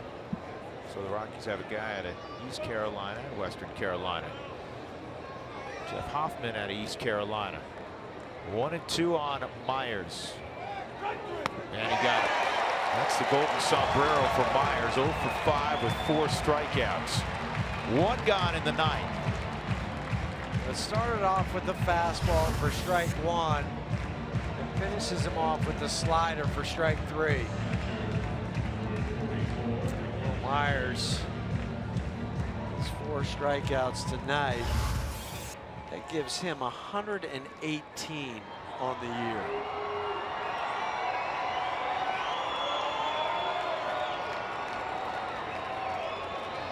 Sanchez a home run in the 8th inning. He's homered in his last 3 ball games. Hector, you can bunt all night, baby.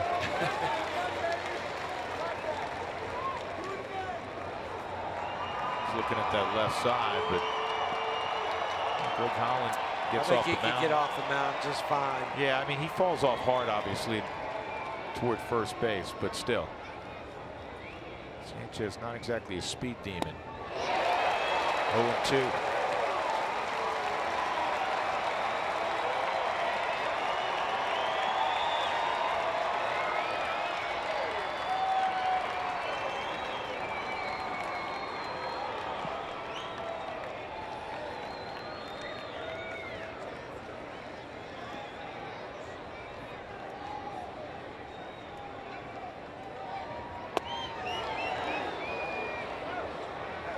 Two more outs, Huey. The Rockies can pick up a little bit of ground on LA and Arizona.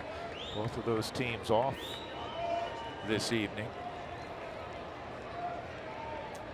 Well, Chicago's up 4-3 on Atlanta in the ninth, but it was 4-1.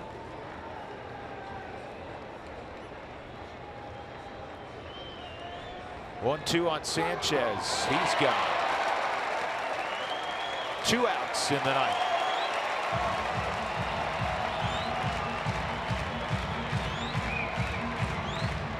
That will bring up Jose Perella.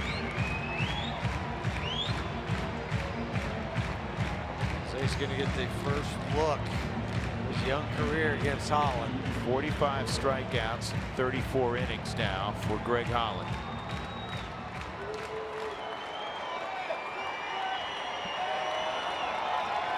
Nice when you have that one wipeout pitch. And for Greg, he has a couple. He has a slider and a splitter.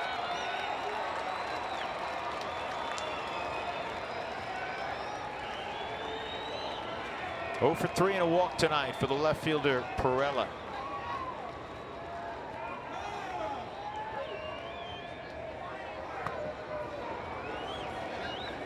Rockies will welcome back Antonio Senzatella to the rotation tomorrow.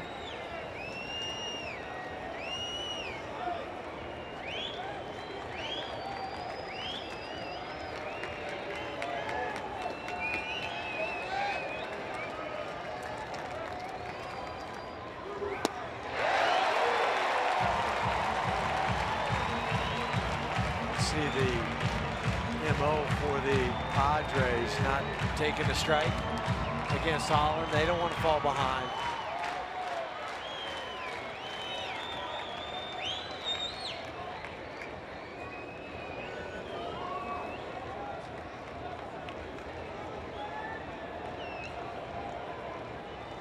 Here's the 1-1.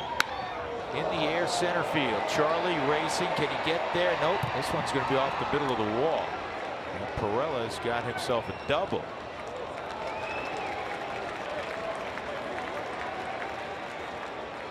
Boy, he hit that pretty well. Hit that really well. It didn't look like he had full extension on it. High leg kick.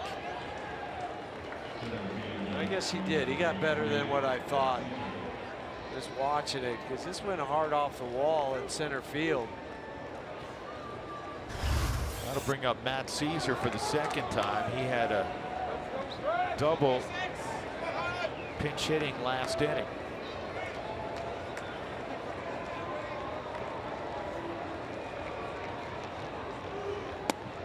Caesar's got some Brandon Barnes in him for me. Very much so. Uniform's always dirty. good athlete. Good athlete. He'll play hard. He'll run through the wall if he has to.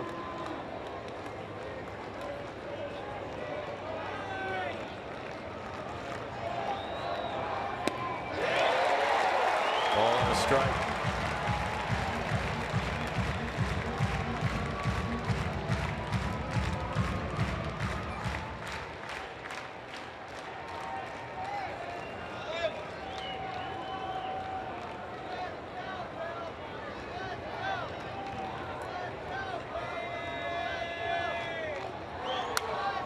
That's out of play, and it's now 1-2.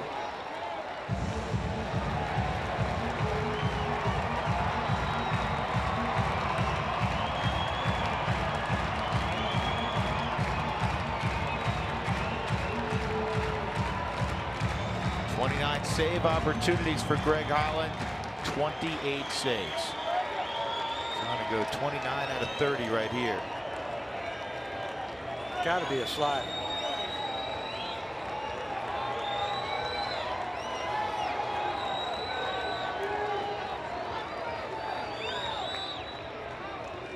One-two. On the ground to short. Story's got it. Ball game over. The Rockies win it 9-6, and for the first time in more than 3 weeks, they have won consecutive ball games. They improved to 54-41. The Padres fall to 40-52, and the Rockies returning from a road trip in Game 1, now 7-1 in 2017. All right, Jimmy John's delivery of the game. Well, we can probably give it to this guy most any game. Charlie Blackmon in the first hit one off the facade of the third deck, his 22nd home run of the year. That leads the Rockies. That was a base hit later on. He'd have a 3-hit night. This, don't forget, was a real key hit in the bottom of the 8th inning. Baleka, who had walked, goes first to third, and then DJ LeMahieu would get the sac fly to get the Rockies a 3-run cushion heading to the top of the 9th. The good night for Colorado. German Marquez gets the victory. He improves to 7-4.